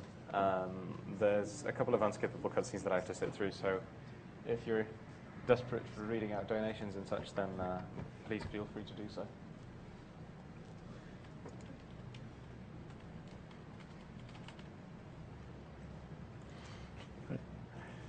We do have a $50 donation from Luke M. Been watching the whole stream. I just had to donate for Vice City. My dad had a scare with Hopkins lymphoma a while ago.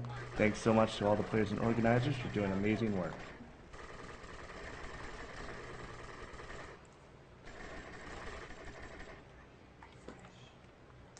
Okay, so regardless of how quickly I kill all these guys, it just takes a fixed amount of time to reach the next phase of the mission. In this one, there's a whole bunch of boats that I have with like enemies on them. I know exactly where they are. I know exactly how to shoot them. So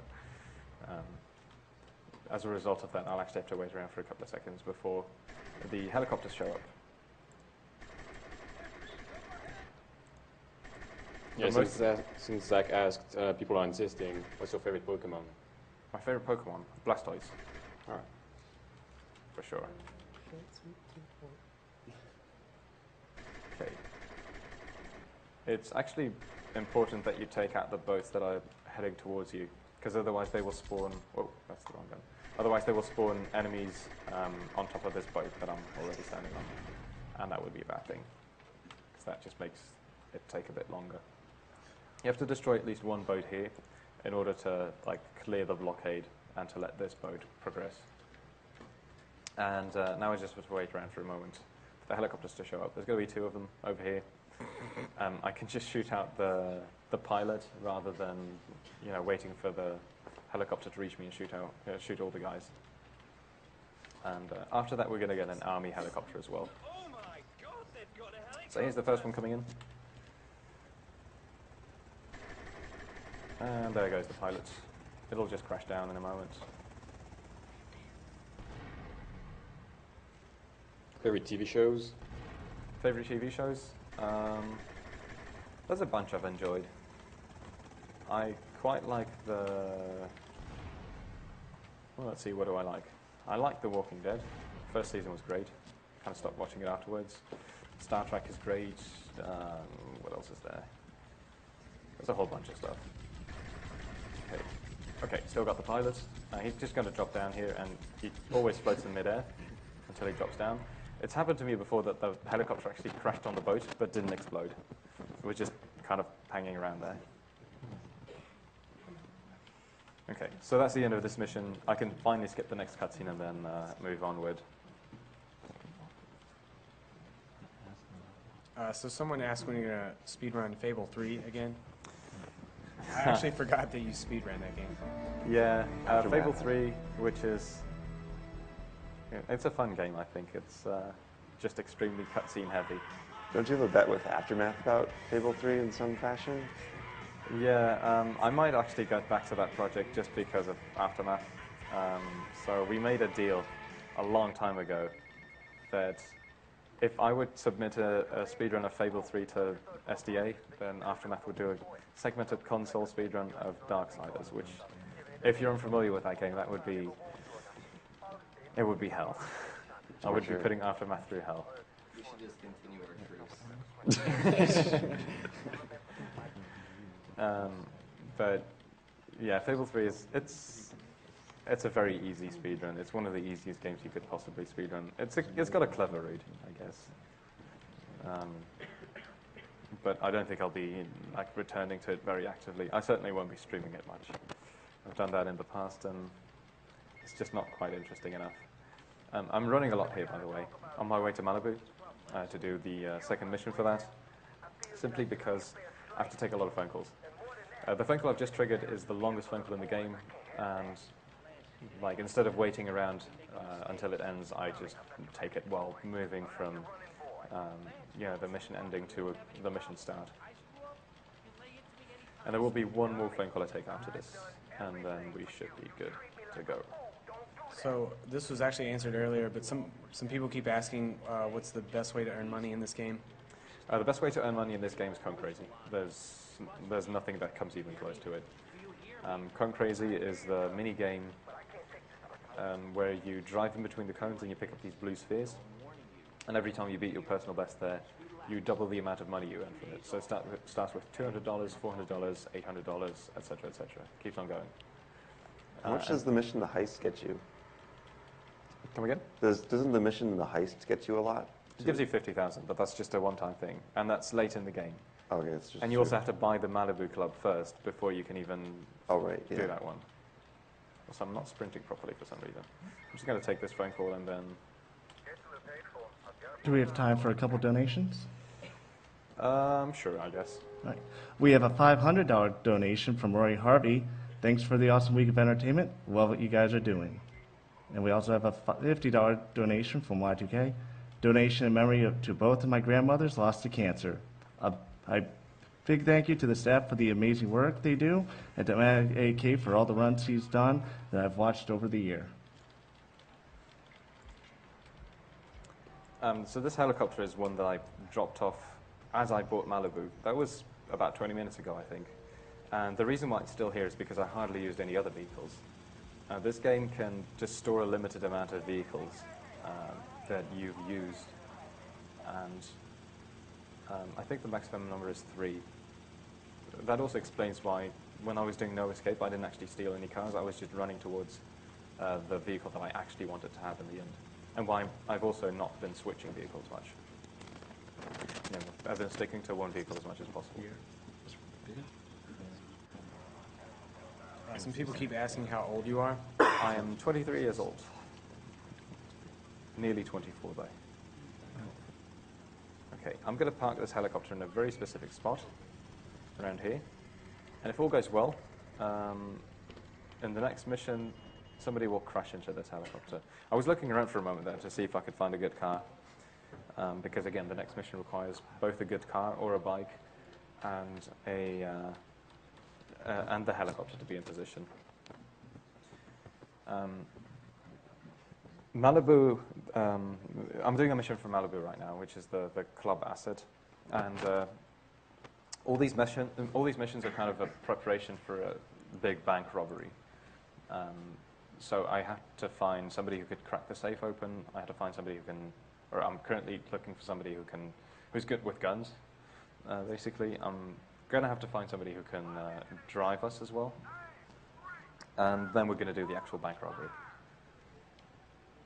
And to convince the guy who's good at handling guns that he should join the bank robbery, I have to prove to him that I'm good at handling guns as well.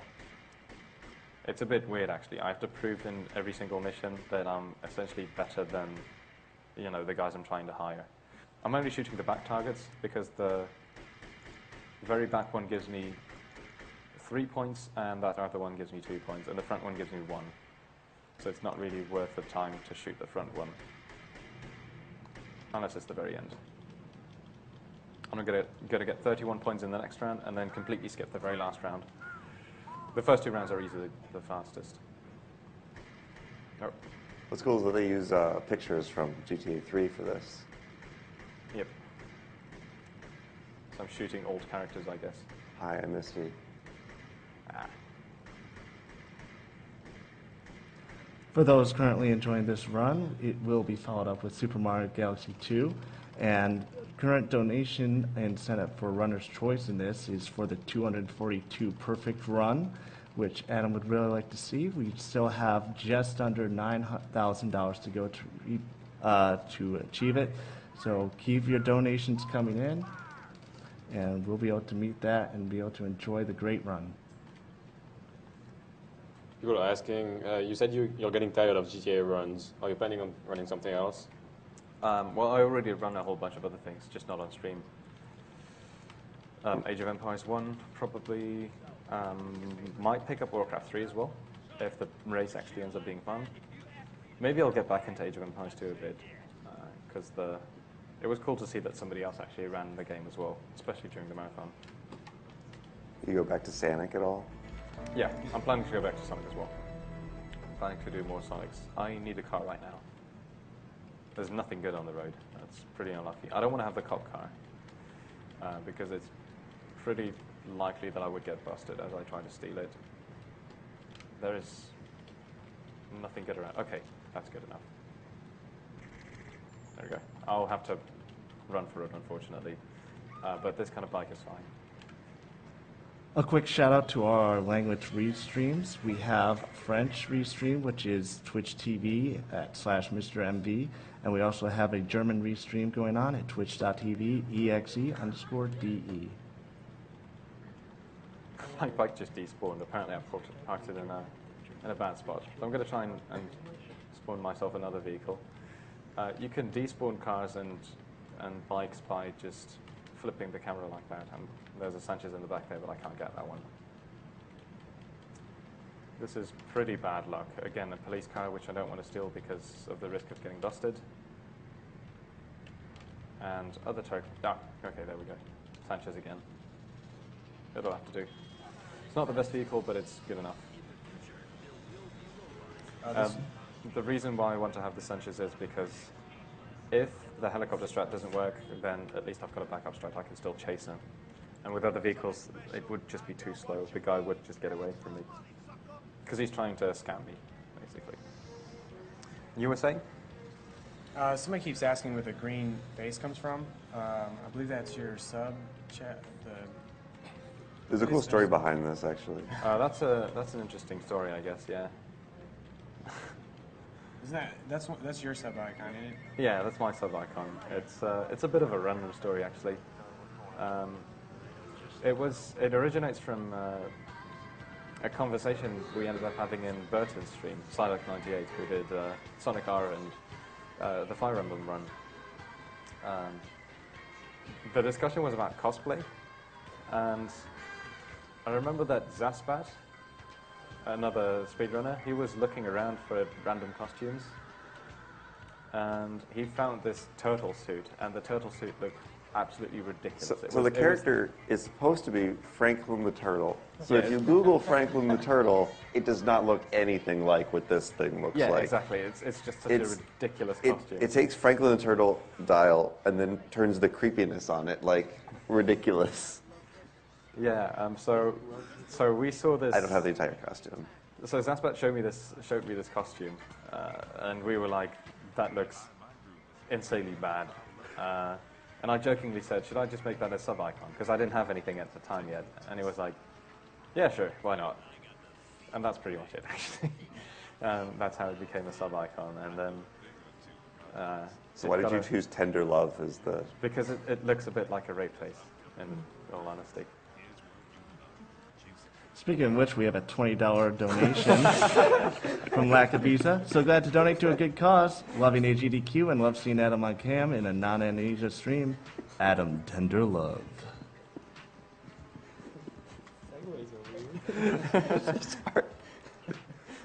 It's like a flicky segue at TSSB.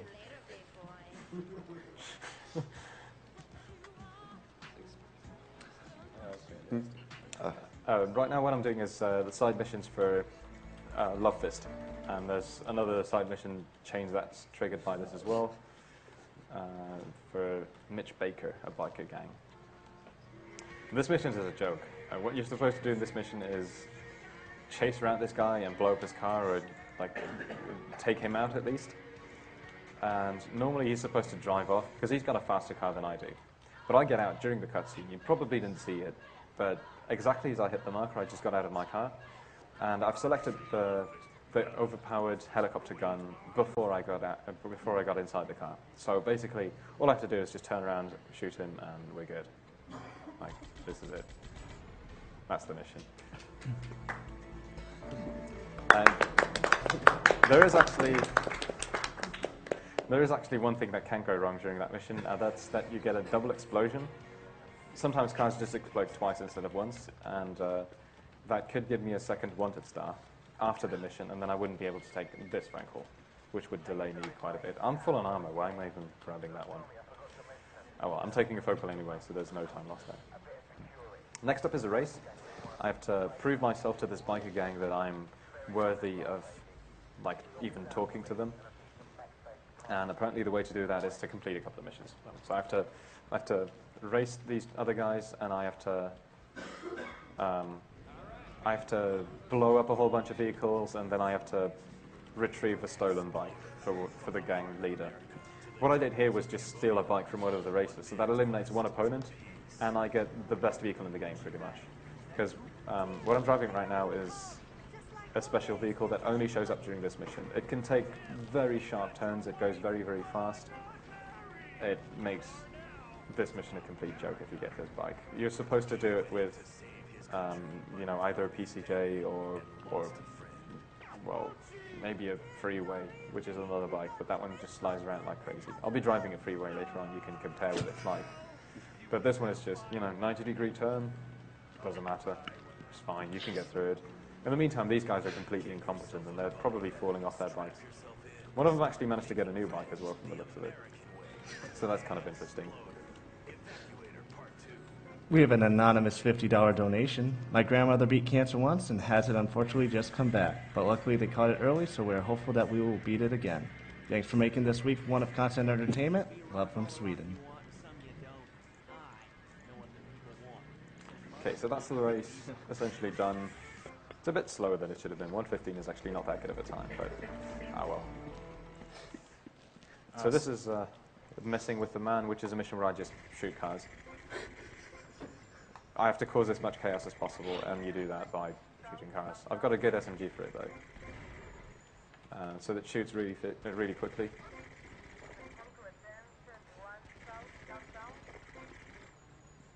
So yeah, cops are going to show up sometime soon. I'm surprised they're not here yet. And I can shoot the cops as well and get someone to start, or get some, fill up the chaos meter using their vehicles as well. Do the wanted mechanics work differently in this than 3? Yes, they work a little bit differently. For instance, if you kill a cop, you get 2 wanted stars almost every time.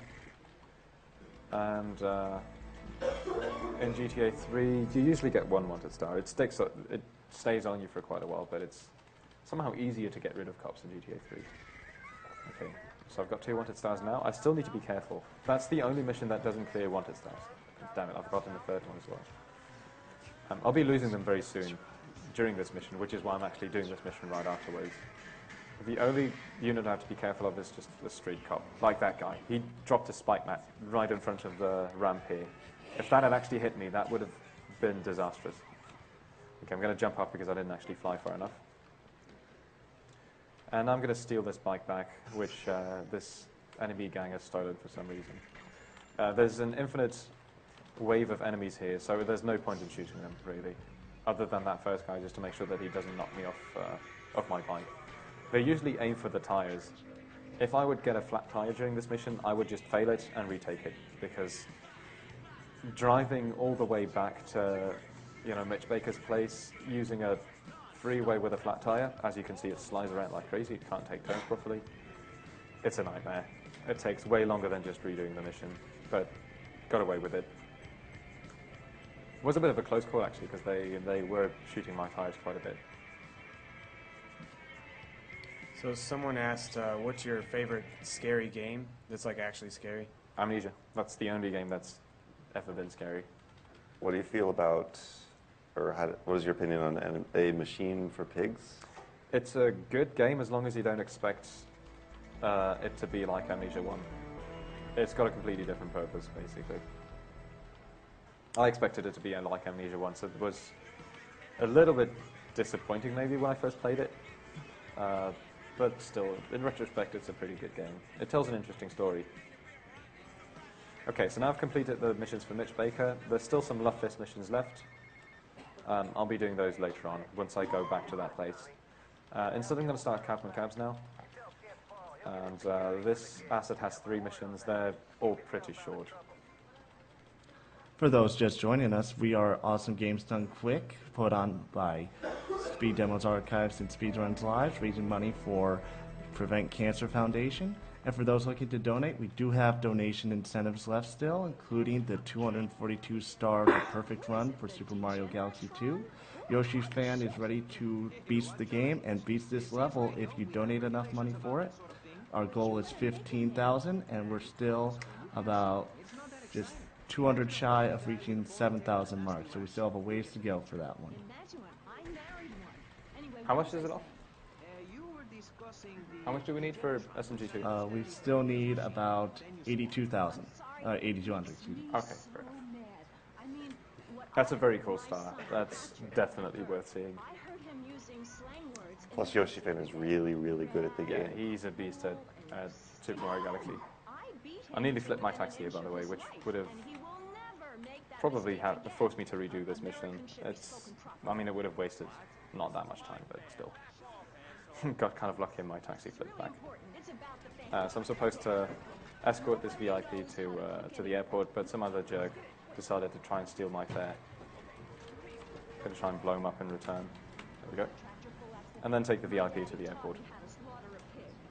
Because apparently when you shoot a taxi, the passenger, rather than running away in terror, decided to enter my taxi instead, which is perfectly logical.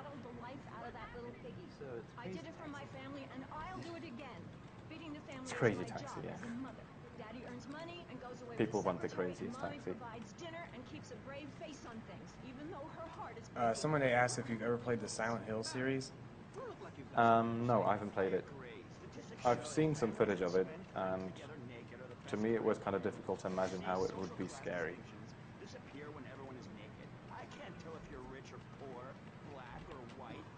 Okay, so that's the first taxi mission done. Next up I'm going to do another phone booth mission. That's the second last one, actually. And for that mission I have to ditch my weapons here at the gates. But I'm going to get a sniper rifle in return, right afterwards.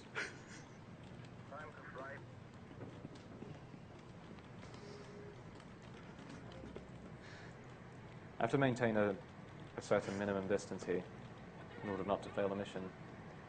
But I can still almost fill up this meter. I'm not going to move closer than this because you actually fail the mission before the meter even fills up completely. So that dark blue section of the bar is not entirely accurate. And I would just wait for this lady to walk over to this guy. And once the arrow disappears, I can shoot both of those guys and get on with the mission. We have a $52 donation from Thad. With this being my first year watching the marathon, I've lost many hours of sleep before work, but I gotta say, it's all been worth it. Much thanks to all the runners for their love of these games, and aloha from Hawaii. May the runner put this to whatever they want. SMG2. Somebody asked what your favorite RuneScape skill is. RuneScape skill? I don't know. I've never really played RuneScape. Not my kind of Yeah, game. I have no idea. Wood cutting or something. I don't know. It's actually a skill. I figured it would be, yeah. Okay, I'm gonna... Who do you think he is? I. Okay, so they didn't shoot my tires. That's good. That's good news. Happens a lot that they shoot your tires and you lose a lot of time from it because I have to drive through grass here. I'm going to take a shortcut here, which also avoids all the police because there's no police in this section. And driving with a flat tire on grass is bad. It's already bad enough to dodge these pillars without having a flat tire, and with a flat tire it's just not doable. And now we have to drive all the way north to Ammunition, and that happens to be very close to the last Love Fist mission. So I can get that one out of the way, and then I've basically completed everything there is to complete up north. And then I've only got a couple of assets left here. Somebody asked what your favorite Dota 2 character. I'm a scrub, so I would say Dwarven Sniper. And I used to love Axe, but he's just not that good. You used to play Dota 2, didn't you? I used to play Dota 1, and Dota 2 is a fun game, but I never really got into it. I've watched it a lot, though. We do have a $10 donation from Adam Wilson. I never got to meet my grandmother because of this horrible disease. It is great to see an awesome community come together for a great cause. Heart, Adam AK.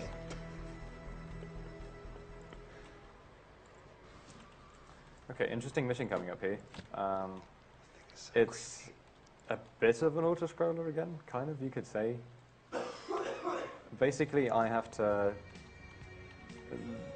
drive around this car, and in the meantime, they have to defuse a bomb. And the bomb diffusion is essentially just sitting through the cutscene, or sitting through certain lines of text. And it's a bit like the film Speed, where you have to maintain a certain speed to make sure that the bomb doesn't explode. So I have to drive around and make sure that it doesn't blow up, that we don't fall below a certain speed. Now, rather than doing this, rather than driving around through the rain, which is a pain, by the way, and making it back to the precisely correct point, I'm simply going to trigger the replay, then cancel it, and then for every line that they say during the cutscene, I cancelled the replay and started again. I can't really hear the lines very well through these speakers, unfortunately. I might be a little bit quiet right now. Okay.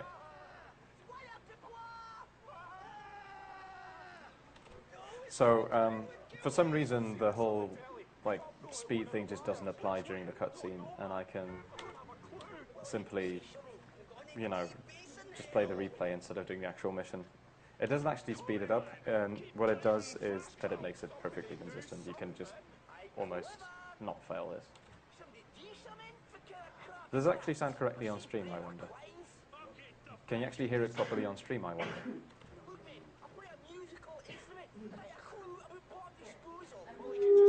Ah. It's not completely necessary because I can still hear it a little bit. Just wondering if you can hear it on stream properly.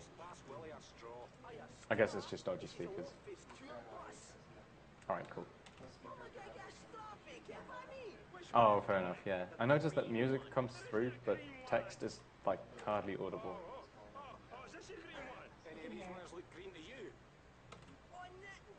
Okay, cool.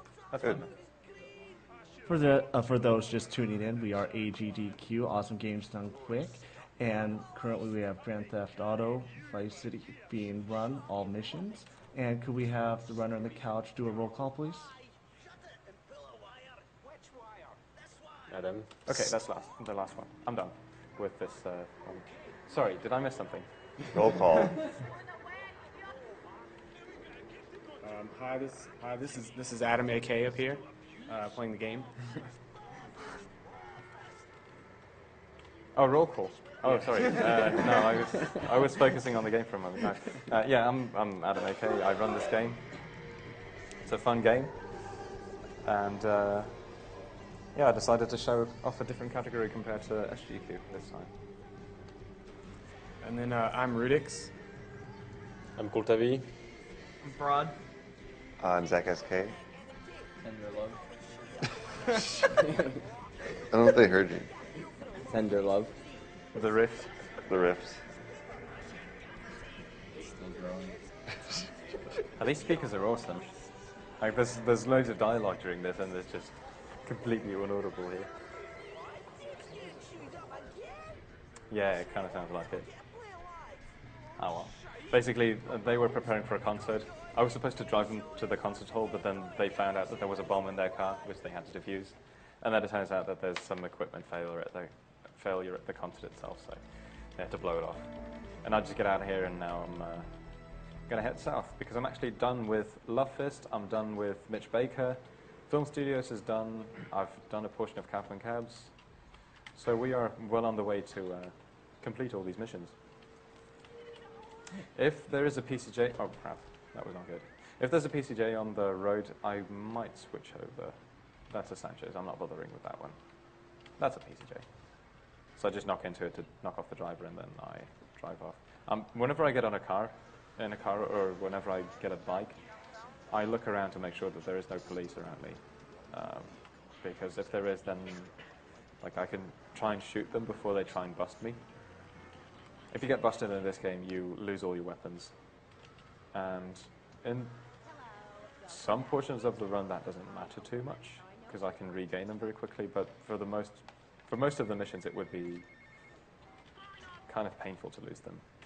For the Cabman Cabs missions, you don't actually have to use a cab. You can just trigger the mission while inside a cab and then switch to whatever vehicle you want to use. And in this case, I switched to a PCJ because it's easily the best. I always drive to this taxi here near the water, because sometimes he tries to drive to the other island, and if he does so, that wastes a load of time. If I would not shoot him first and he drives to the other island, I would lose a minute easily. It tends to happen during any percent runs. If you get a great run going, and then these jerks show up. We've received a $100 anonymous donation. You're awesome. Keep up the great work. Can we get to the million? I hope so. Somebody asked Adam, what is your favorite alcoholic beverage? My favorite alcoholic beverage?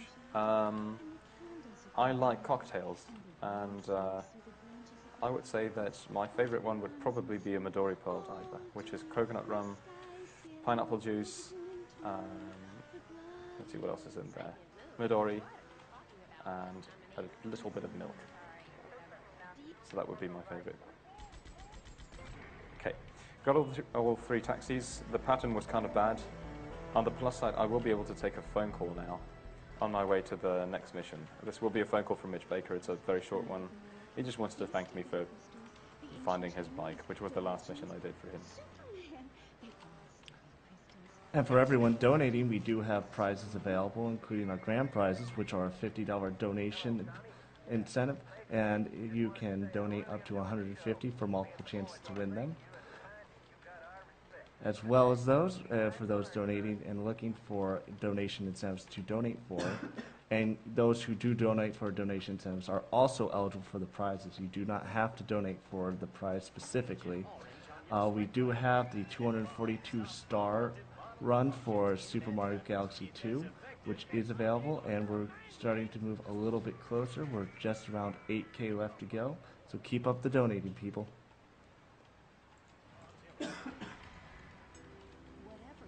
So somebody asked earlier how you feel about long walks on the beach. I like them. They're nice, as long as the weather is nice as well. Wasn't that beautiful? Like a gorgeous woman bending over to pick something up. Also, these things that he's going through here, are these the ones, or is it the pink one with the packages later on that you like can crash into? And those would be the ones with the packages. I'll get back to that once I do Checkpoint Charlie. Yeah, I couldn't remember where it was. Yeah, there's some unfortunate glitches in this game. And it's actually possible to fail a really simple mission just because you get unlucky, just because the physics kind of mess up. One of the more annoying parts of doing 100% of this sort of 3 is that you have to do stunt jumps. The stunt jumps are mostly fine, actually. There's setups for every single one of them. There's only a few that are not random, but it's just kind of silly. It's like you have to do a really long jump, and there's a tree blocking your way. And if you hit the tree, the jump doesn't register. But you have to kind of crash into a building that's hidden behind trees, for instance. Like those kind of jumps are a bit annoying because you might have to try them a couple of times, and bikes don't tend to last very long. So they just blow up if you miss it a few times.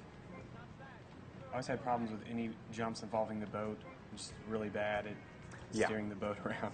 Yeah, these jumps are surprisingly easy compared to Checkpoint Charlie, but they're still kind of nasty.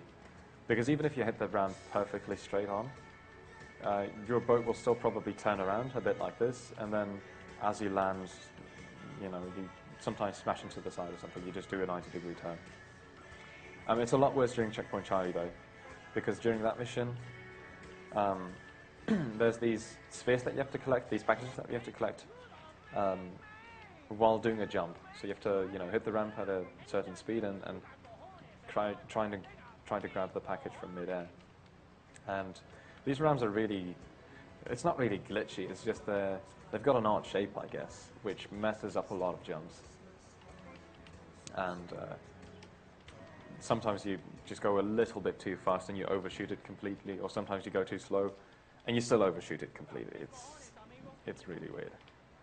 Okay, so now that I've done the first mission for Umberto Rovina, who called me probably about an hour and a half ago, I've also unlocked, or I'm about to unlock Antipule. So I'm doing missions for both the Cubans and the Haitians, opposing gangs. Not really sure how that works out, story-wise, I guess, considering that you would expect them to hate each other, really. There was definitely a whole lot of love for Africa in the chat. Oh yeah, they could definitely hear that quite He nicely. was pushing this car to the limit. Yeah, whenever I'm taking a phone call and I kind of have to wait around, I try to do something useful. Like, even if it's something as tiny as turning around a car, it still saves me about, 2-3 seconds just because I don't have to turn it around afterwards. For everyone watching, this is Awesome Games Done Quick, hosted by Speed Demos Archives and Speedruns Live.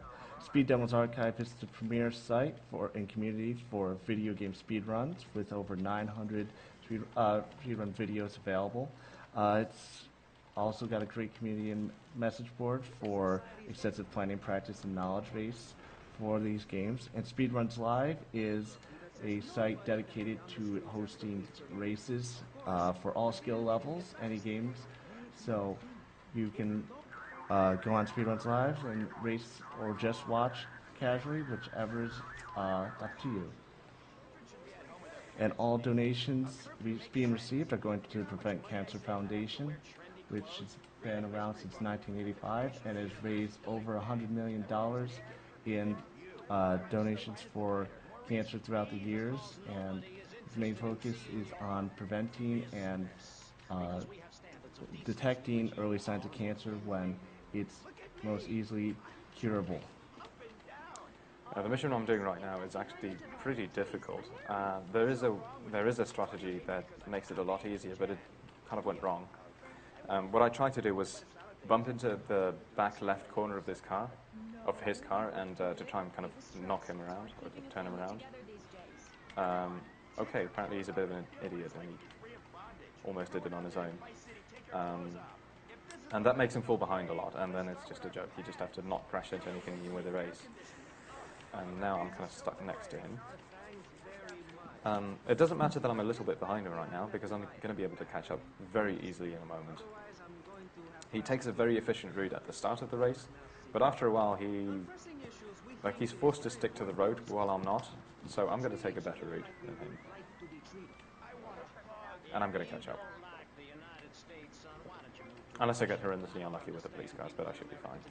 Our car speeds are very comparable, so he can usually catch up pretty easily. His driving is kind of silly because he can take turns at maximum speed.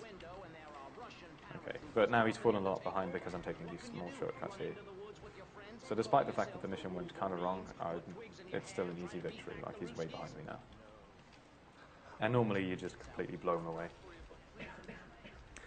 If you have to do this mission during the rain, it's pretty likely that you will fail the mission, even with a strategy where you kind of knock him around, because the rain just messes with the turning controls too much. Okay. Check the back seat, because something weird's going to happen there. Like, the guy with the black shirt just switched over with the other guy instantly. Also, I didn't do a safety save here, so I'm going to just hope that the game doesn't softlock on me. Because this is pretty much the only mission where the game has actually softlocked on me. It doesn't happen often. It's only happened to me like once or twice. And it's pretty unlikely. What's more likely to happen is that it just fails randomly. So this mission isn't particularly difficult, but unfortunately you have to deal with 3 AIs here, 3 allied AIs, and none of them can die at the start. What sometimes happens is that you just walk around inside the bank, because we're about to rob a bank. You just walk around inside the bank, and then suddenly you get a message that Cam Jones has died, mission failed. And you're like, there's not a single enemy there. Even if he would jump off the building 100 times, he would still be fine, because jump damage is silly in this game. What even killed him? I'm hoping that won't happen either. You have to be careful with the traffic here as well, because if you run into a pissed off driver, he can actually drive over the friendly AIs and just fail the mission for you. We have a $50 donation from Mayo. Spend a good week to see your awesome play. Happy to donate. Thank you from France. Someone asked if you prefer Kirk or Picard. Probably Picard, I would guess. Yeah, I think so. Both are good, though. Oh, I actually said hello, yeah, Adam. I'm just in my head, so sorry for not being here earlier. Oh, what's up, RoboSparkle? Welcome. Shout-outs to RoboSparkle. Shout-outs to RoboSparkle for still being alive. Off-camera Sparkle. Okay, so this is all the security in this bank. There's just 4 guys. And I take their weapons just because they could come in handy. He's right behind me, so the chances of soft-locking are minimal right now. That's good. Still one more point where it could soft-lock, but that's unlikely now. Cool. Crotch cam? Crotch cam. It's nice that two people quite close.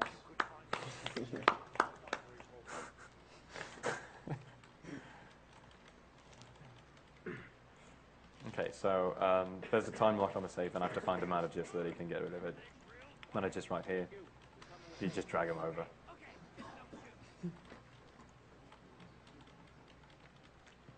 Also, you might see me running diagonally a lot, or sideways.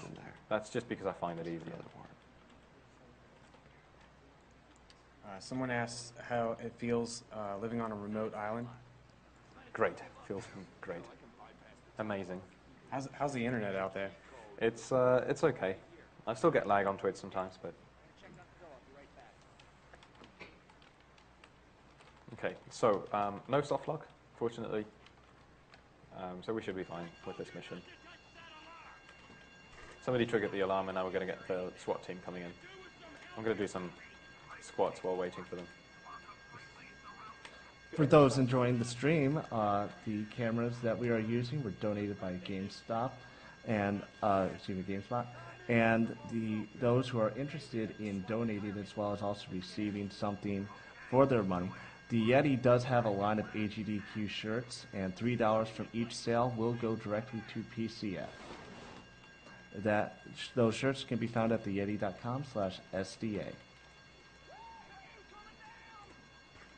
Someone asked what type of shampoo you use. Head and Shoulders, because I get bad dandruff. Well, both use Head and Shoulders. Well, yeah, exactly. That's why I use it. Okay, there's a 1 in 100 chance that my friendly AIs will shoot each other in a moment, which would fail the mission, of course. Basically, this mission is just try and, get through the AI issues. Okay, so they're all alive. There's an FBI car here. I'm going to take them out. Is he still alive? Let's get out of here. Still alive. Okay, now we're good. I just played it really safe this time. I could have potentially ignored those FBI guys, but figured this would be safer. I took out one SWAT guy standing around there because he tends to shoot my tires even after I've gotten rid of the wanted stars. For some reason, he just doesn't lose his aggro, and he still tries to kill me. We have a $25 donation from Muza T. Making my final donation now. It has been another great year, and I look forward to the next. I would just like to give a shout out to ADAMAK. His Amnesia run last year was great, and so is this one. Sadly, no Die Hard this year. This question was answered earlier, but the same guy keeps asking it. Do you prefer the old GTA games or the newer ones? Well, depends on what you define as newer ones. I would consider the older ones, I guess, everything up until and including San Andreas, and then the new ones, everything afterwards. I haven't really played the ones that came out after San Andreas. Maybe it's 2D versus 3D. If it's 2D versus 3D, then I would... If you would have asked me this question a year ago, I would have said 2D. Now I would say 3D. GTA 3 is a very, very good game, I find. That's definitely my favorite one. And GTA 2 is still fantastic as well. Okay, so that's Malibu done. Please get out. I need this guy. Okay, so that's Malibu done. That's another asset done. I'm going to do Copland next, which is a mission at the Vassetti Mansion. And then I'll be done with another asset, which is the Vassetti Mansion. And all that will be left then is finishing Kaufman Caps, doing the last phone booth mission, doing some missions for Umberto Robina, Antipole, Printworks, and that's essentially it. It sounds like a lot, but you can breeze through a lot of these missions pretty quickly. We have an anonymous $50 donation. Hi guys, Alex here from Germany. Both my grandpas died due to cancer, and in addition to that, I really like speedruns. So with this combination, I really have to donate. Thanks for this awesome week. I'm kind of in a pickle here because it's raining, and that means that there's going to be hardly any pedestrians on the streets. I need to get 2 wanted stars as quickly as possible, and usually I do that by just driving over pedestrians or shooting them while driving to my destination. But now there's nobody around. If I get lucky, there will be a couple on the streets, but I will probably have to go with my backup strats, which involve just robbing a store.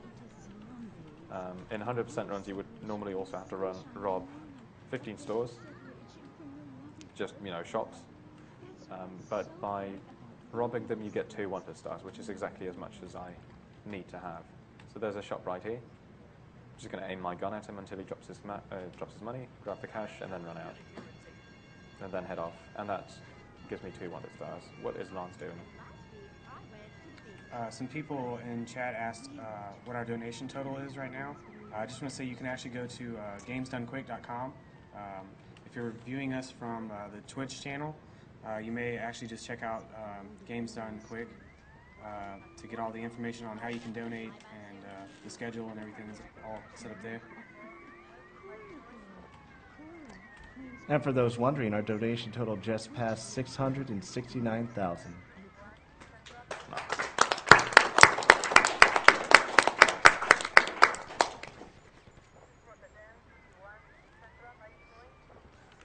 Okay, I'm getting incredibly unlucky here because there's a lot of cop spawns, and I need 2 policemen to walk into this building. This guy's just standing around here, he's not doing anything. So maybe this guy will follow me, and then the doors can close. There we go, finally. It was being blocked off by a cop car as well, and I had to push it away. So that was kind of unfortunate. Yeah, they've been locked in with the 2 criminals. Yep. Probably fine. Nothing they can do about it anymore. Yeah, our job is done. Yep. Good work, team. Took a lot of damage there. Okay, and I've got to avoid getting any wanted stars right now. Rather than driving over and having to deal with the 5 wanted stars later on, I'm just going to take a helicopter because it's conveniently parked right next to where I have to be anyway. So. Bless you. Have you got a microphone, by the way? I do not. Would you like one? Yeah, sure, why not? You got a microphone?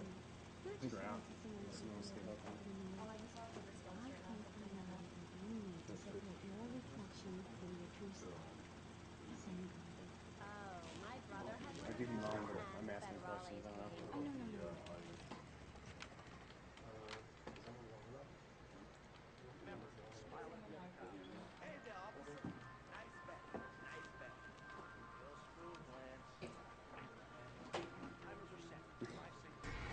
So now I've set up some explosives. Basically, somebody was supposed to blow up this shop, but he kind of screwed up, and the explosives didn't go off, and then the cops showed up, and, you know, he had to run away. So I just blew up the building instead, and now I'm going to fly off. The 5 wanted stars don't matter anymore because the cops can't really shoot me when I'm in the air. There's tons of FBI cars driving around on the roads. So if you would do this mission with a car instead of with a helicopter, it would be a lot more difficult. You would probably have to go to the paint spray or somehow, you know, grab every cop bribe in the area. We have a $25 donation from Zach Gould. Aw, ADAMAK, you the main. Keep it up, the great work, guys. 750K? Yeah, we can do it.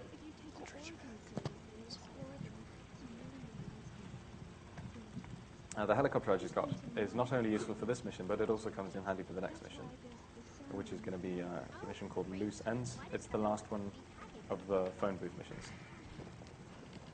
And I'm going to make that mission look like a joke as well. Okay, so that's the Vicinity mission done. We've done most of it now. Most of the run is already complete. Yeah. Let's see. 2 hours, 14 minutes in. That's quite decent then. Let's see if we get a suicide cop. Sometimes there's police officers walking on top of the roof here, and they just jump off, which looks kind of weird. Would it be nice to see though? Never mind. Okay, so I'm going to park this helicopter in a very specific spot so that it doesn't despawn as I pick up the next mission. And on my way to the marker for the next mission, I'll pick up another phone call. It's going to be Lance acting all depressed again. Someone asked if you identify yourself with any Grand Theft Auto characters. Nope, not at all. Because Tommy's a jerk, really.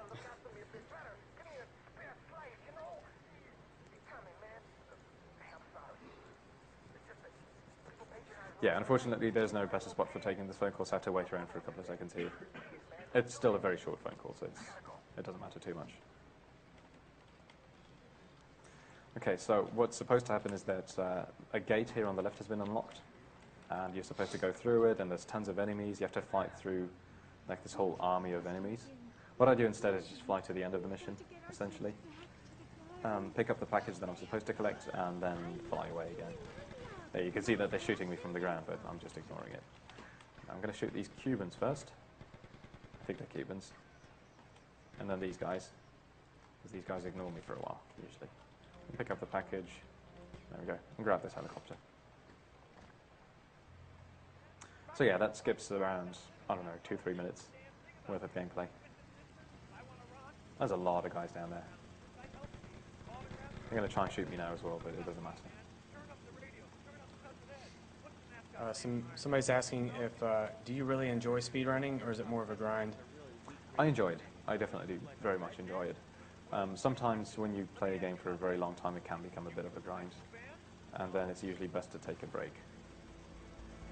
And for everyone enjoying the current run, we have Super Mario Galaxy 2 coming up next with the donation incentive towards the 242-star perfect run.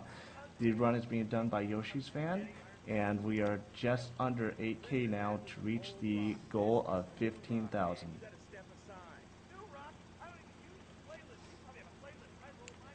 Okay, we're going to finish up the Kaufman Cabs asset next. That's just one simple mission. I'm going to do that mission in a kind of funky way, I guess. It's about 20 seconds slower than the true speedrunning strat, but it looks so much funnier than the actual regular strat. You should tell people that it's reliable. Sorry again? Tell people that it's reliable. It is actually more reliable. Marathon safe strats. It is actually more marathon safe than the regular strat. So there is, in a sense, there is a purpose to it. For those who are wondering what this mission is about, I got a fake phone call about a friend needing a taxi, basically. And they asked specifically for me to pick them up. Now, as it turns out, it's a conspiracy to, or not a conspiracy, but they're trying to kill me off because I'm a competitor. It's the competing taxi firm that tries to, get rid of my taxi firm. And they are sending out taxis to destroy my vehicle, to blow it up. There's going to be 6 or 7 taxis chasing me around. Oh, wait, I'm an idiot, driving to the wrong area. Let's take a shortcut here. So they're sending out 6 or 7 taxis to try and blow me up, and if I survive their assault for a minute, then this special taxi will show up. It's extra strong, it's extra fast, and the driver is really out to kill me. So normally you would just try to drive around here, I guess, for a minute and try to survive. The speedrunning strat is, well, I'll show you what you can do if you want to make it a little bit easier. Small chance that I will die here. It's pretty unlikely, actually. It doesn't happen very often, especially not when I'm going for this setup. So I'm not going to try and preserve my taxi here. And we're fine. Okay, so now I'm in a safe spot here. These guys are going to crash into the water and stuff. And they don't really know what they're doing. I've actually got a bit of time left because I'm not going to try and blow these up. I'll show you guys a special strategy. They're just stuck in a corner, basically. And you can shoot them and blow them up, and then you've got 40 seconds left on the timer, and that automatically triggers the second wave. What I'm going to do instead is pick up the flamethrower. Let's see what it is. There's my flamethrower. Very little ammo, but that's enough. And I'm going to stand in the spot where the second wave taxi is going to spawn. So that's approximately here. I'm going to take out my flamethrower. And once the timer hits around 2 seconds or 1 second, I will start just using the flamethrower in front of me. So right around now. There we go. So I've set the car on fire exactly as it spawned. That made the taxi driver run away. So he's trying to escape right now. And this thing is driving on its own. So there's nobody sitting inside of it. It's just driving back and forth, trying to crash through the gate. If I try to get inside, I can't. It's just stuck there.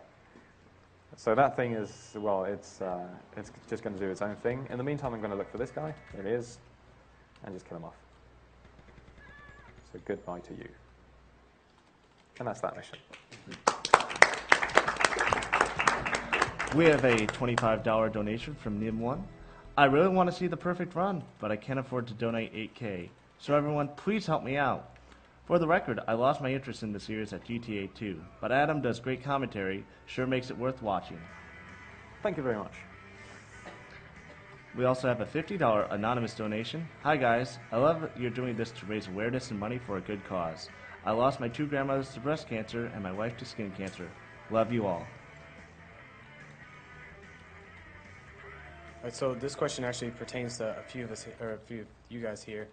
They want to know if you're going to ESA this year. I'm going to try to, but it's quite unlikely that I'll be able to make it. It would be great if I could, but I can't guarantee it yet. I'll know more about it, you know, in about 4 months probably. Right now I'm just not sure. Do any of the rest of you plan on going to ESA? Absolutely, yeah. It's well worth going. It's a fantastic event. Yeah, if you can get to it, it's going to be end of July, beginning of August. I think something like 27th, 29th of July it's going to start for about a week.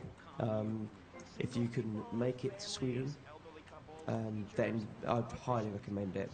Yeah, it's not expensive or anything as well. It's very cheap to be there. It's so much fun. I'll definitely be watching. I think I went there last year, and the entire amount I spent during that whole week has been less than the hotel costs to come here. Exactly, yeah, and that's including, you know, the housing and everything. Yeah. It's insane. It's housing, meals, everything. So we actually mentioned this, I believe it's this mission earlier. Yeah. So this mission has some issues. They haven't shown up this time because I got past the ramps perfectly. Well, not entirely perfectly, but it was good. It was smooth. But the rams are kind of messed up. They can launch you up, or you can just not get any boost from them and get stuck on the pier, and then you fail the mission. Sometimes the only way to get out of there is to just kill yourself because there's no path leading to the roads again. And sometimes these packages are actually solid. You know, you're supposed to just be able to go through them, but occasionally they somehow become solid and you crash into them. And when that happens, if it's in a bad spot, it can push you away in such a way that you fly onto an island, for instance, and just get stuck there as well. Or sometimes you can even flip your boat and those kind of things. It's a gigantic mess. I got lucky this time. There were no solid packages. There were no issues with the ramps, so that was clean actually. That went surprisingly well. We have a $50 donation from Leanne Sotori. We just want to say thanks for a great week. And we also have a $10 donation from Rob Parrish. Big props to everyone involved. Loving watching the Vice City speedrun. Adam has a fetching jumper on. Much love from everyone in the United Kingdom. That's a cool launch. This is done on purpose actually because it's just the easiest way to get out of the water. Oh, I got a one to start with. Okay, so now I need to find a good car. There are no good cars on this island, so I'm just going to run towards the section where I might actually find one. And since it's on the way, I'm going to show you guys an interesting glitch. That's used in the any % runs. It's kind of funny, really. You can go out of bounds here. So he was off camera earlier, but this is RoboSparkle. Hello. Hello, RoboSparkle. I'm behind your shoulder, Adam. I'm terrified. Okay, I'm getting pretty unlucky with the cars here. I might just go with a bad one. Bikes are not an option for this. Oh, blister. Got it. There are two things that drivers can do when you shoot their car. They can either just get out and run away and panic, or they drive off and they speed up and drive off so that you can't take their car. Usually they just get out and panic. So that's why I try to shoot them if I need a car. So now I've got a blister. A blister is probably the ideal vehicle for this next mission.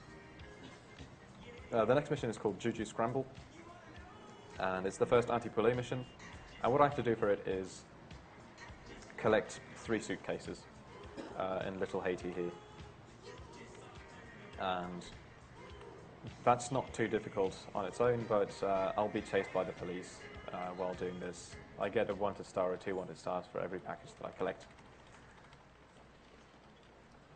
We have a $20 donation from HB. What a great way to start a Saturday morning. Way better than cartoons. Let's get that Super Mario Galaxy 2 perfect run. And so far, we have, for the past half hour, already gotten $500 towards it.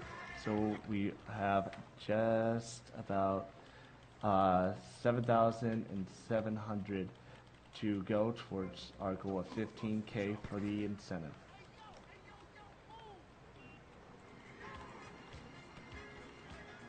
So I just got the first 2 wanted stars. Okay, I was surprised not to see any police cars there. I actually anticipated it and tried to juke them around a bit, but there was nothing to juke around. They are very aggressive. They're going to try and crash into me. They're just upset with me collecting these suitcases. So I've gotten rid of 1 wanted star now. I'll just have to deal with the 3 remaining ones, which means that they actually send, not FBI units, but I don't even know what to call them really, special forces of some kind. So here's the last suitcase that I need to collect. And okay, I'm going to go for the slightly riskier strats, but slightly faster strats for the next mission. I considered picking up a helicopter here and just flying to the end of this mission, and then using that helicopter for the next mission, but I'm just going to do it kind of the intended way, which is actually the faster way, usually. The next mission is bombs away. This one's quite difficult, actually, because you have to fly around this toy airplane, and you have to drop bombs onto very precise targets. And if you miss the targets, if you miss the first bomb drop, then, you know, if the enemies manage to spread out, then you're going to lose quite a bit of time. So hopefully I'll actually get at least 1 boat during the first bomb drop. Preferably 2, but that doesn't happen very often. Let's see how it goes. Essentially, there's 3 boats. There's a whole bunch of guys standing around here as well. And I have to try and blow all of them up. I think I got... Oh, hopefully I got the big one. Yeah, I got the big one. And I got the small one as well, so I got 2 of them. That's really good, actually. Now I just have to get the last small one, which should be around here. Yep, got them all. And then we blow up the car, and then we're done. Right here. I was watching Adam practice this earlier, and he's making it look a lot easier than it really was. Yeah, this one's an absolute nightmare, so that was really clean.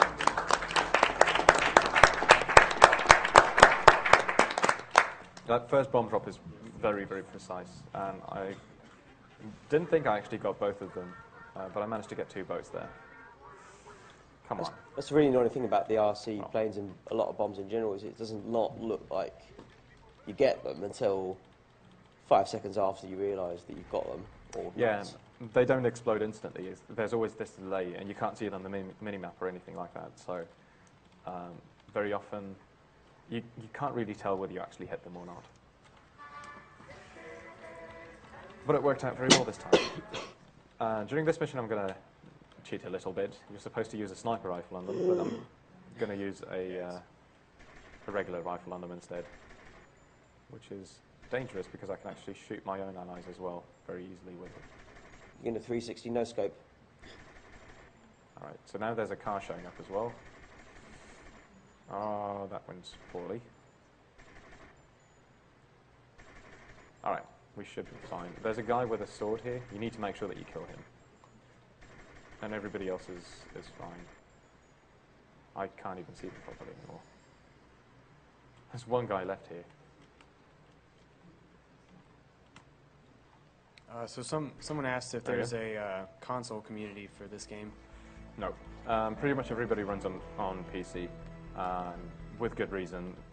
PC has no auto-aim, and auto-aim is really bad in this game, because you want to usually shoot specific enemies, and toggling between enemies can be a bit of a pain in the ass with auto-aim, and it also lets you shoot enemies from great distances, so beyond the range of auto-aim. And secondly, just walking controls and driving controls. Well, maybe driving controls are all right, but running controls and such are not very good on PS2. Some people have tried running this on PS2 before, but I don't think anybody's had any truly successful attempts. There's a couple of people who've attempted to run Liberty City Stories, which is PS2 only. Oasis specifically. Or he ran it via emulator. I think it might have driven him a little bit insane. He didn't get on with it. Okay. I've got to shoot the drivers first just to make sure that they don't try and kill me. Okay, so that's one car gone. I'm going to blow this one up as well. And I need to pick up the weapons that they've dropped. They've got these crates on top of them. I need to shoot off the crates first and then blow up the cars. So I've got the 2 weapons here, one of which is actually an M60, the big gun I got from the helicopter mission early on in the run. It's one of the most powerful weapons in the game. So that one just lets me blow up these cars very, very quickly. After picking up these first 2 weapons, the enemy sends out a so-called Fajo squad to try and take me out. These are basically just gang members on Fajos. They look kind of funny, but hopefully I won't actually encounter them. There we go. That's one crate. And that's another. So he's gone, and I'm just going to pick up the weapons. This is a good shotgun, so I want it anyways. And we're good. That's that mission. Somebody mentioned the fact that the PC version has loading times. I think most newer PCs don't really have to deal with that. Loading times are negligible. Yeah, it's really insignificant, I believe. Yeah, on PS2 loading times could be significant, although they're not that bad either. On PC, it's like I've played this game on a laptop with a 5400 RPM hard drive, a pretty slow one to be honest. I've played this game. I usually play this game on an SSD, and I don't notice any difference. It's usually like just a short flash, and then suddenly you're in the loaded area already.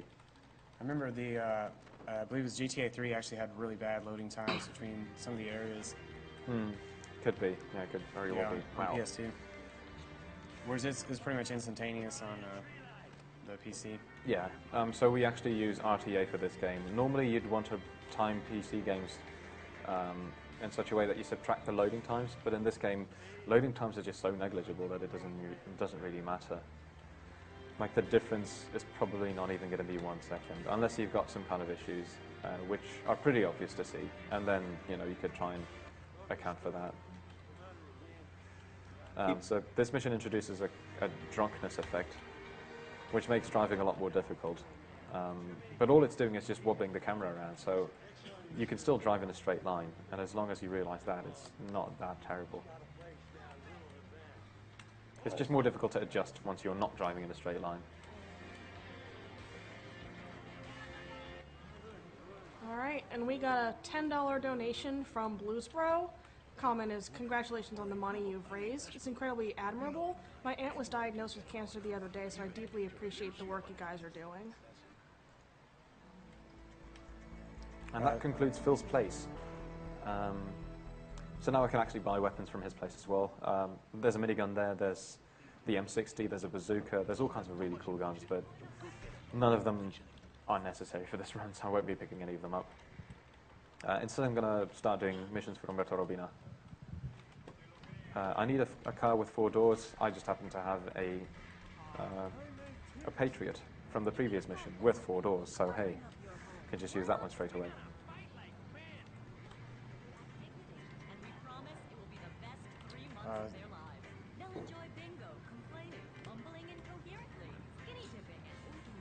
Dumb question. Too dumb of a question to ask? Yeah, it's... Oh, fair enough. What kind of spam are we seeing here then?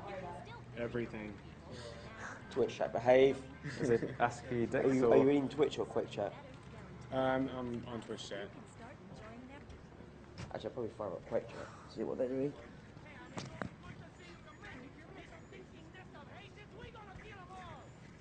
Someone asked if you've personally found any huge exploits in this game that have drastically changed the route. This game doesn't have any huge exploits, so there's nothing specific that you can find.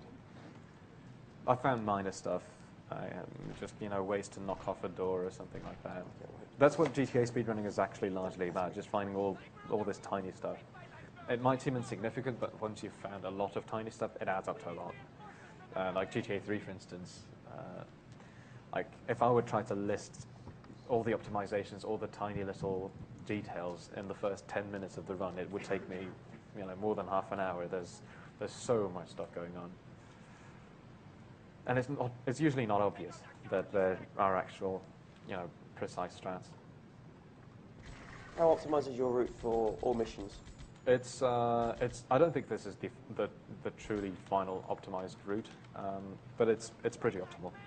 There are very few things that are suboptimal in this route, and I've not found a way to do it better than the way it's done right now. So for those of you in chat that don't really know ADAMAK, he's actually been running this for quite some time. I believe it was just him and Oasis for a really long time. Basically, like the whole GTA community. Yeah, it started off with GTA 3. Oasis was actually the first one. Well, I mean, before him there were people who did segmented runs, but he was the first one to try and do single segment runs.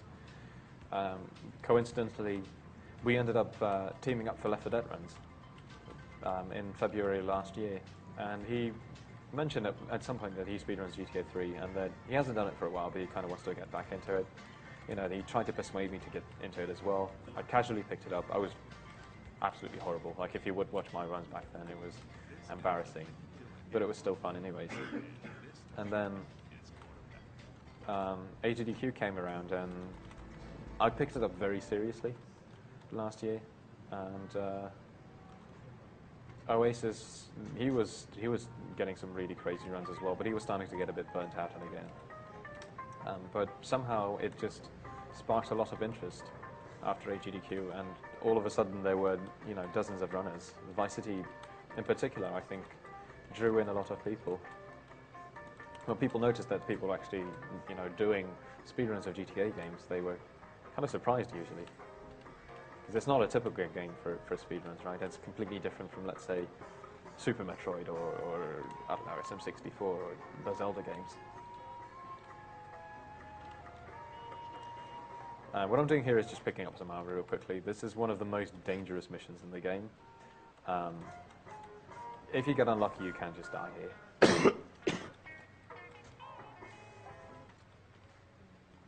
So I'm going to switch to the M60 again, the most overpowered gun at my disposal.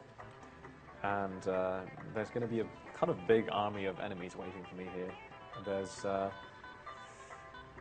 There's two boats filled with them, and there's these guys, and then there's a whole bunch of guys waiting near the mansion. What I'm going to do is blow up this boat and shoot these guys, and then blow up this boat. And we're fine. If I had to use any other weapon than that, you know, M60, it would have been a lot more difficult. Okay, and now I need to pick up some suitcases. I pick up this one first. You do not want to pick up that one last, because it would force you to... oh, hang on, there's one more guy I need to kill. He's got a shotgun, he can actually stun off me. You don't want to pick up that one last because there's more enemies spawning in that area. And now I can simply ignore them because I don't have to go back to that position anymore. I only lost 83 armor, which actually isn't that much. It's happened to me before that I just got killed within, you know, just a couple of seconds at the start of the mission. Okay, got a couple of wanted stars. Hopefully they won't shoot my tyre in midair. Okay, they didn't. For some reason, the police just has amazing aiming abilities, and they can just shoot your tyres at any time. This is a fixed spawn, that police car. He always shows up there. The game actually has a lot of fixed spawns when you have a certain number of wanted stars. So if you know in which areas they spawn and in what way they spawn, you can, generally speaking, just avoid them altogether. And they're trying to destroy my tyres. So is it like a random chance that a shot will destroy your tyres, or...? Yeah. If you're just unlucky, there's going to be a police officer waiting around there, and he'll just shoot your tyres as you're flying through the air, pretty much. Policemen don't like tyres much, do they? How do you feel about tyres? I like them, but I wish they were more like in GTA 3, where you can't shoot through them. You can't destroy them, you can't shoot through them. This voodoo is a fixed spawn. I actually was kind of hoping to get a voodoo on the road, but that doesn't happen too often. So I always just run towards the fixed spawn. This car actually has kind of two modes. You can either have this, like, be in this elevated state, or you can lower the car. I always drive in this car in its lowered mode because it feels more responsive this way. Does GTA 3 ever equivalent mode to this that you run, or? Whoops. Sorry, come again? Does GTA 3 have an equivalent mode to this that you run? You mean all missions? Yeah. Yes, there's an all missions run in GTA 3 as well. I think Coombs, a speedrunner who goes by the name of Coombs, has the world record in that one. A bit like Vice City, it hasn't had that much competition though. There's only a handful of runners who actually bother with all missions. Most people go with any percent because that's just a more typical category. But all missions, I think it introduces a lot of fun elements. It lets you do a lot of things that are skipped in the any percent runs that are just more fun. I have to wait until the gate opens up here and then I can just run inside. Don't kill me. Alright, we're good. And I'm going to plant a couple of explosives here and then blow up this place. I'm going to ignore all of these guys because their aim is terrible. As you can see, there's like 5 of them shooting me and they haven't even hit me yet. Whoops. Missed the staircase. Ah, there we go. First 2 hits. I'm not impressed. Worst case scenario, I could always just heal up outside here anyway, so not a big deal. Tommy's just not bothered. Yeah, exactly. I can heal up during the next mission anyways. So that's Umberto Robina done. All that's left right now is Printworks. There's 2 missions for that. There's Cherry Poppers, Keep the Collectors. Not Keep the Collectors, Cap the Collectors, and Keep Your Friends Close. So this is going to be the last set of missions that we still have left. Do you not keep the collectors? No, you cap the collectors. Oh. They're so cute. Can you like put them on the shelf or something? No, you just say capper to them and that's it. Mm. Oh boy.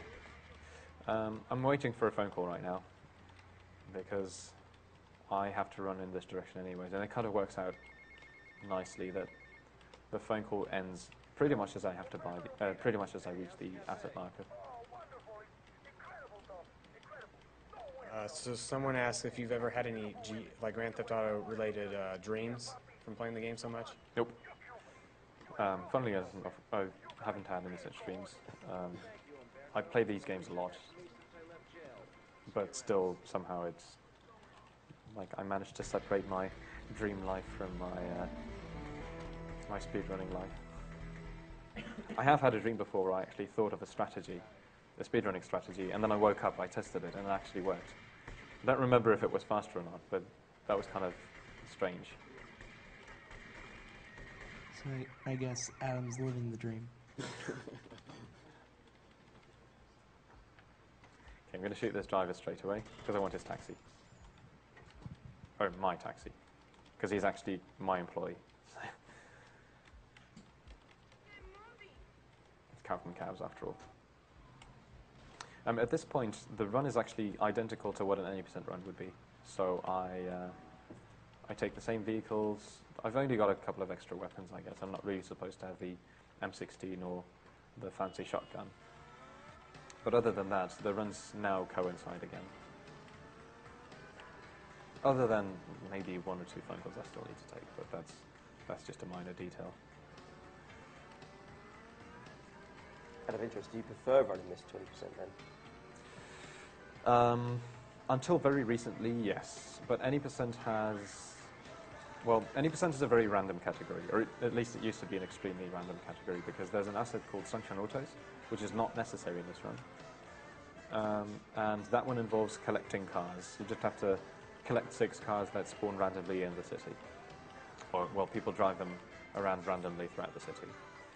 And until recently, you know, that randomness was just a big issue. For instance, during the AGDQ run, I did any percent, and there I had to look around for one specific car for about 15 minutes because it just would not spawn. And I've lost a lot of runs like that, you know, that I was in the linear part, which is almost exclusively skill dependent. I would get a really nice split, you know, let's say a -1 minute split or something, and then I would just lose the run because I would get bad luck. But quite recently, the record holder for this run, for this any percent run, found a consistent strategy of getting all the cars that are on this list, which eliminates a huge chunk of RNG. How did he do it? Was that because I know some cars have fixed spawns? Was it utilising that, or was it somehow manipulating the RNG to get cars spawning where he wanted them? No, it's actually not even that different from what we used to do quite a while ago. But basically, you try to cycle through cars as quickly as possible. I might be able to show it to you in a moment here somewhere. Whenever you look away, whenever you put vehicles off screen, they despawn. If they're far enough away, they just despawn. And then when you look back to the original area, they respawn again. Oh well, there are new cars spawning there. So if you simply don't see the car you need, you look away, you look back again to the same area, and then with a bit of luck, you'll get the car that you actually need. And you can cycle through these cars very quickly. And there's still quite a few phone calls you have to sit through anyways during the 80% run. So you simply take one of these phone calls and then just cycle through the cars, and then if all goes well, you just get all of them while taking the phone calls, thereby not wasting any time whatsoever. Yet another reason to do PC over PS2. Yeah, I don't think you could do that conveniently on PS2. No, I play these games originally on PS2. You like moving the camera takes too long. Yeah, do fair that. enough. Well, I mean, I never try that sort of strat, but I know that the camera itself moves quite slowly, certainly compared to using a mouse. Fair enough. Where's my bike? Oh, there it is. So I just drove in here because apparently they're completely incompetent and they can't shoot you when you're on a bike. There's a small chance that they shoot one of my tyres, in which case I would use the backup strat, which is stealing this helicopter while it's still flying. That used to be the old strategy. But what I'm going to do now is just shoot at one of the passengers who is currently holding the plates.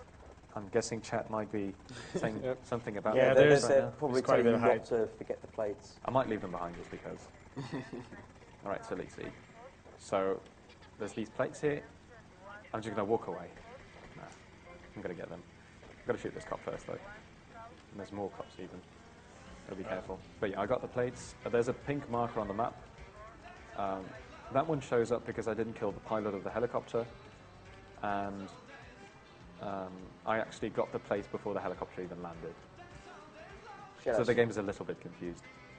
Shoutouts to Twitch chat for helpfully reminding us not to forget the plates.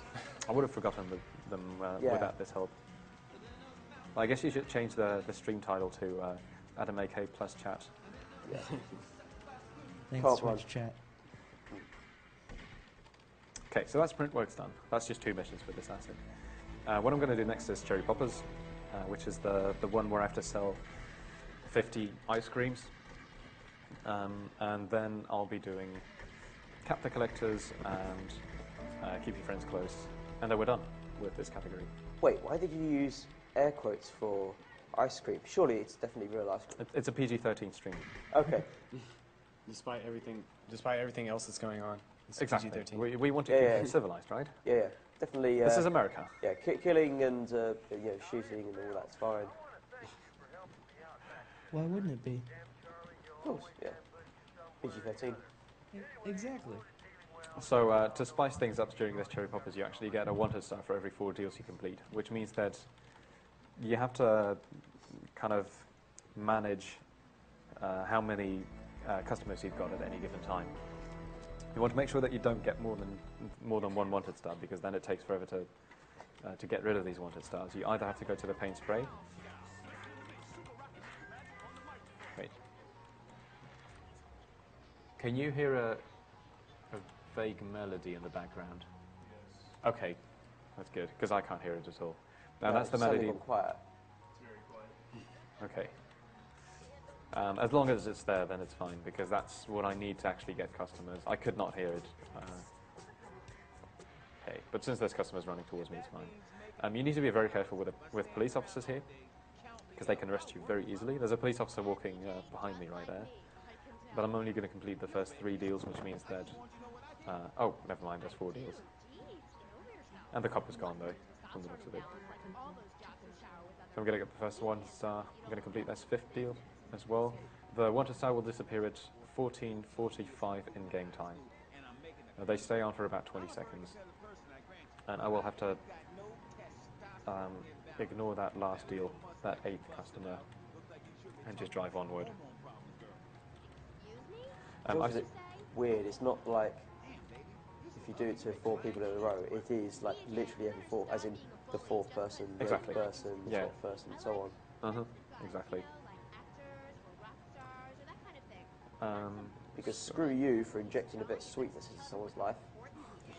Okay, so there's 2 customers here, and there's a cop in front of me, so I have to drive off.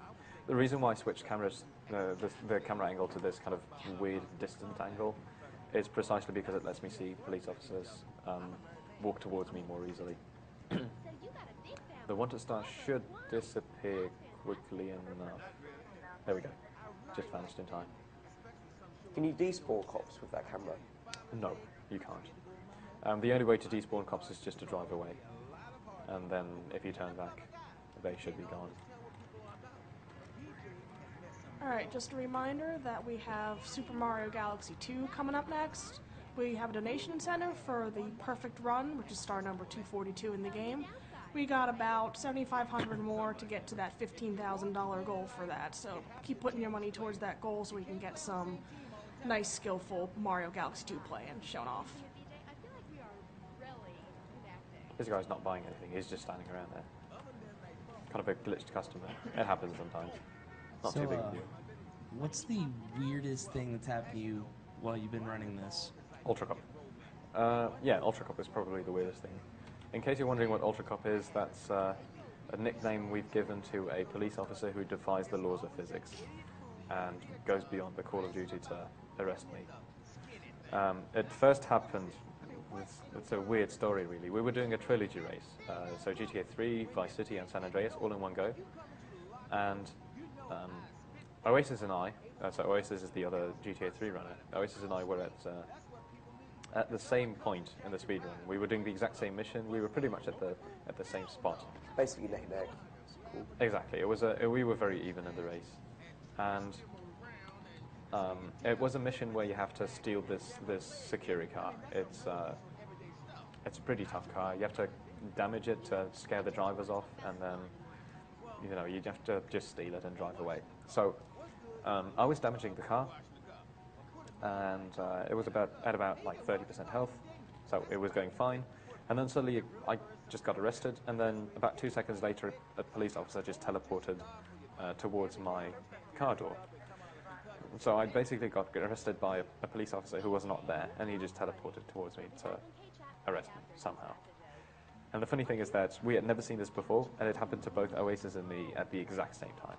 Yeah. So when chat mentioned that, there was this weird kind of super cop or ultra cop thing happening, we didn't realise that it had happened to both of us. It was quite freaky. I think I was watching Oasis stream at the time. And then, Oasis got ultra copped. And I was just like, what? And then suddenly all the chat was like, oh no, it's happened to Adam as well. We've seen it a couple of times Clearly since then. But both of you simultaneously. Yeah, the odds of that happening are just minimal. Let's see, Wanted Star is gone. Good. Is that on your YouTube channel? Yeah. Oh yeah. Is it just called Ultra Cop on your YouTube channel? I just called it Ultra Cop. Yeah. There's a couple of those. There's also Ninja Cop, which is maybe even weirder. I was arrested without there even being an officer in the area. It was just, you get the message, busted, and that's it. Out of nowhere. According to Greenerlink, because he attempted to recreate Ultra Cop, and it's something to do with the fact of where your car is when a cop tries to open the door if one of them's blocked. It's very, very specific, apparently. I've got a very different hypothesis for that. It's that if you knock over a police officer during the mission,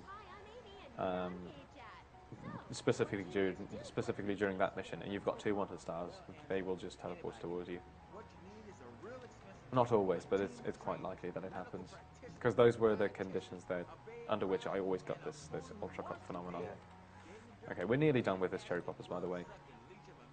It's going alright. Not getting the best luck, I guess. I've had quite a few police officers on the street.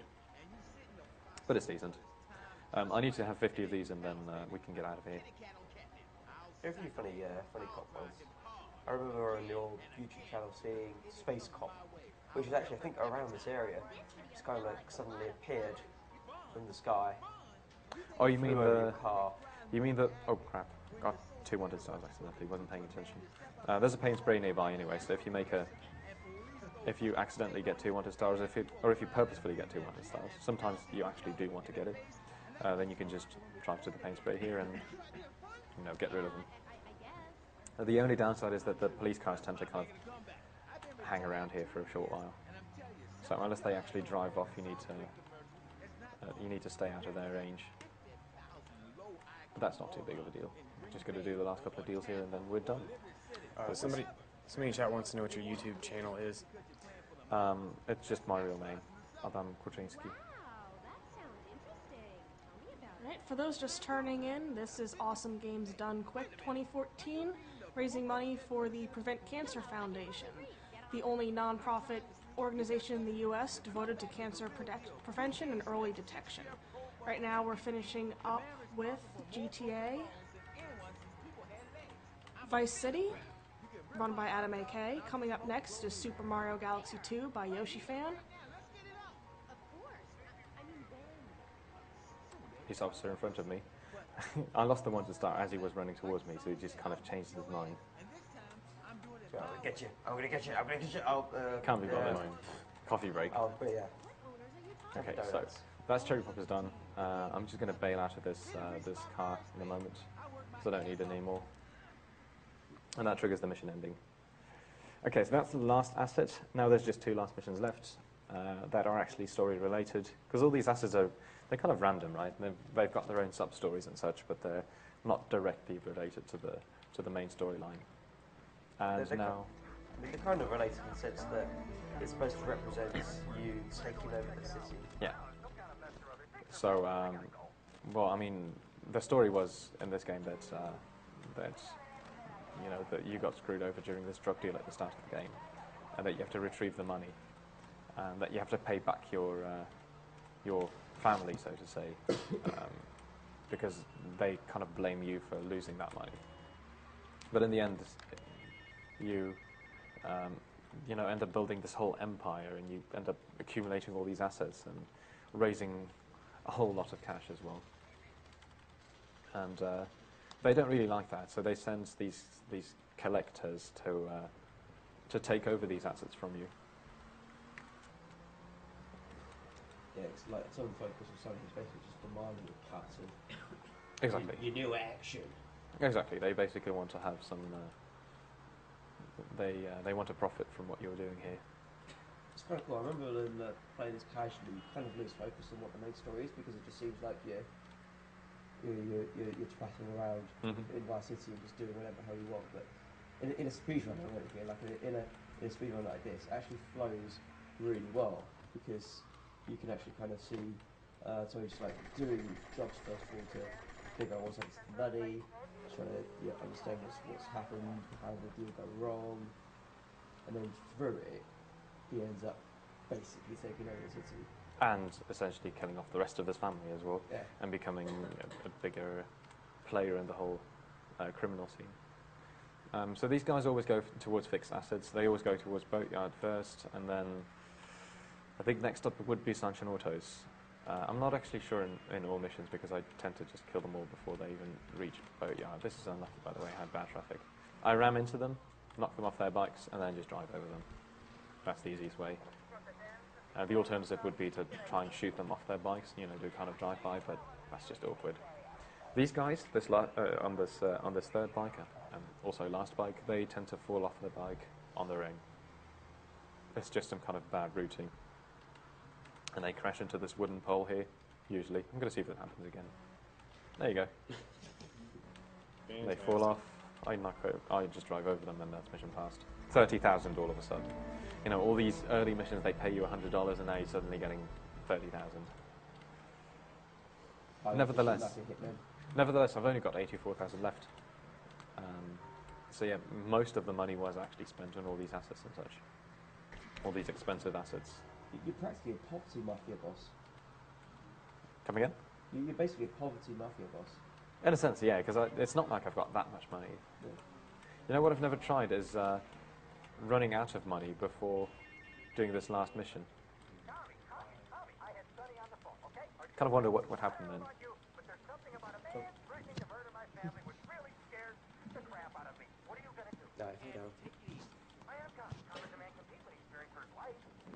So this is a very last phone call from Kent Paul, who's panicking because, you know, he's heard that Sonny, aka this family member of Tommy, is coming over to take over everything and to perhaps eliminate them as well. And the very last phone call will be Lance calling in saying that something's gone wrong and that I need to get over here ASAP.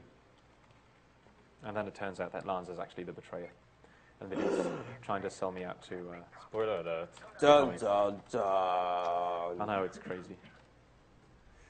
Okay, so this mission is actually a bit of a joke, because we've discovered that if you simply stand still here and don't move at all, pretty much nothing should make it inside the mansion. Nobody will try and attack you. Sometimes a couple of units do get through, but when you play this normally, when you play this casually, you probably walk around a bit and, you know, try to cover all the exits. And then you encounter, you know, a few dozen enemies, but if you just do this, and think, well, there's one guy here. They're actually coming through. But only a handful. It's just two of them. Like right, they're using an attack formation on you. Yeah, ironically, one of the last missions is also the easiest one, because the odds of something going wrong during this one are minimal. There's hardly anything attacking you here, until Lance shows up. Plus you have replenishing health. Yes, that too. There's health down there, there's armor in another section, and once I've killed off Lance and triggered the second half of this mission, I get full armor and full health again. You know, kind of unlikely to actually die here. So there's actually going to be enemy spawns now. I always shoot Lance one time there just to chase him away, and then I kill off these guys, because they're a bit of a pain in the arse later on. And then I just chase Lance, who teleports away if you get too close to him. There might be one gang member up here. There he is. Every time. What's up? What are you... Lance, is that the Lance Vance dance? What is he... Do I have my chainsaw? Lance, please. Dancing. I've lost my chainsaw. He's doing the Running Man. What? Alright, so... Has that ever happened before, Adam? No, that's never happened before. Yay! Marathon luck. At the end of the run. It doesn't matter much anyways. It doesn't really cost me any time, because I have to wait for these guys to spawn in the end. They're Shout still out not to here. Lance Vance and his dance. Yeah. So Lance Vance. now Sonny shows up. I've already killed off Lance, and now I'm just going to shoot Sonny. Technically, timing ends after the credits, because that's when you see the last mission pass screen. It's about a minute and a half of a difference between like me losing control and you know, the actual time ending. So I guess time. 3:03:26. Okay, cool.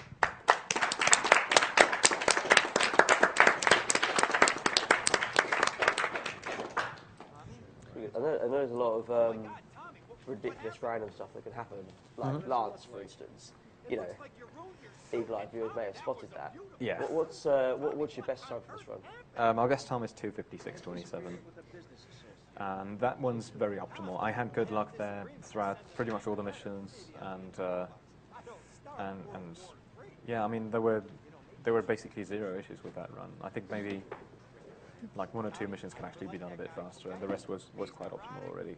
And here I had some typical bad luck, you know, during Copland, for instance, the door was blocked off, or what else was there? Cherry Poppers was not that fast, for instance. There's a whole bunch of small stuff. Most of it is not even that noticeable, but once you've done quite a few runs, you do see the differences between all these missions and times. But yeah, that was Vice City. Hope you guys enjoyed it. I'm looking at the camera directly now because I can ignore the screen. Super Mario Galaxy 2 is going to be awesome, so stick around for that if you can. Even if you can't, make sure that you can. Make it possible, make it so. And thanks to everybody on the account here. You were wonderful to have around as well. And perhaps I'll see you guys in my own stream, or if not, then at a future AGDQ. By the way, Adam, chat says Kappa. Kappa to you too. And tender love. Alright. So let's set up for the next game then, shall we? Alright, congrats Adam AK on a great run, for a great game. He's setting up for Mario Galaxy 2 right now by Yoshi Fan. Thanks. $50 on